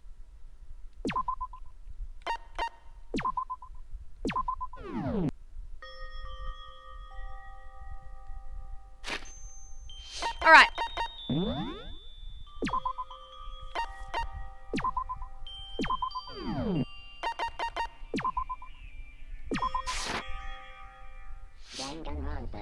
Oh, I love that for an ending, Makoto and Byakuya. Sweet! Chapter 2 is done, now for just before Super Clips.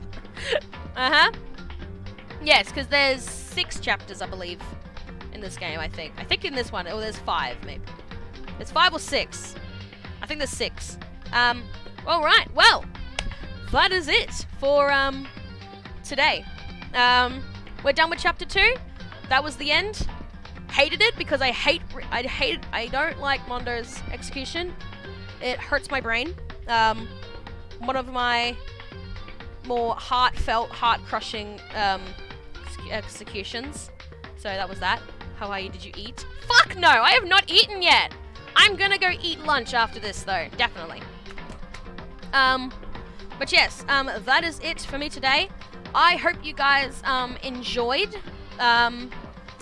Because this is great. I love going through Danganronpa again. It's nice having conversations about this game. But yeah, this is technically the last time as we're doing like a normal schedule of streaming. Next week I'll only be doing 2, and then I won't be streaming again for a bit. So Monday we will be I'll be back on Twitch to do a I will go eat. It's like 12:30. I am not gonna. I will never. I think definitely after that execution, I will never eat pancake with butter ever again. Fuck that.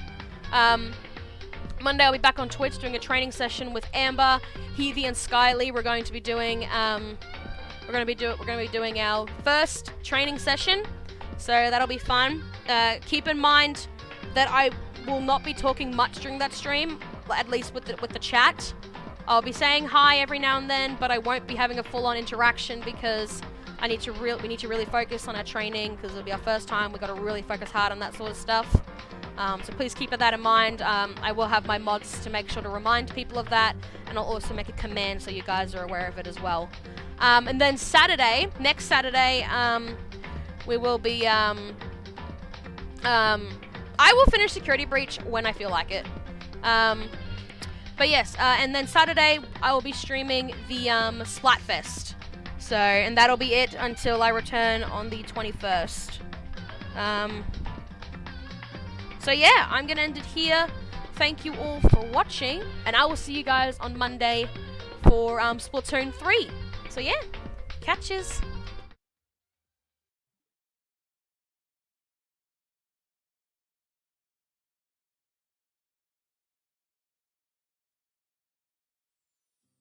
you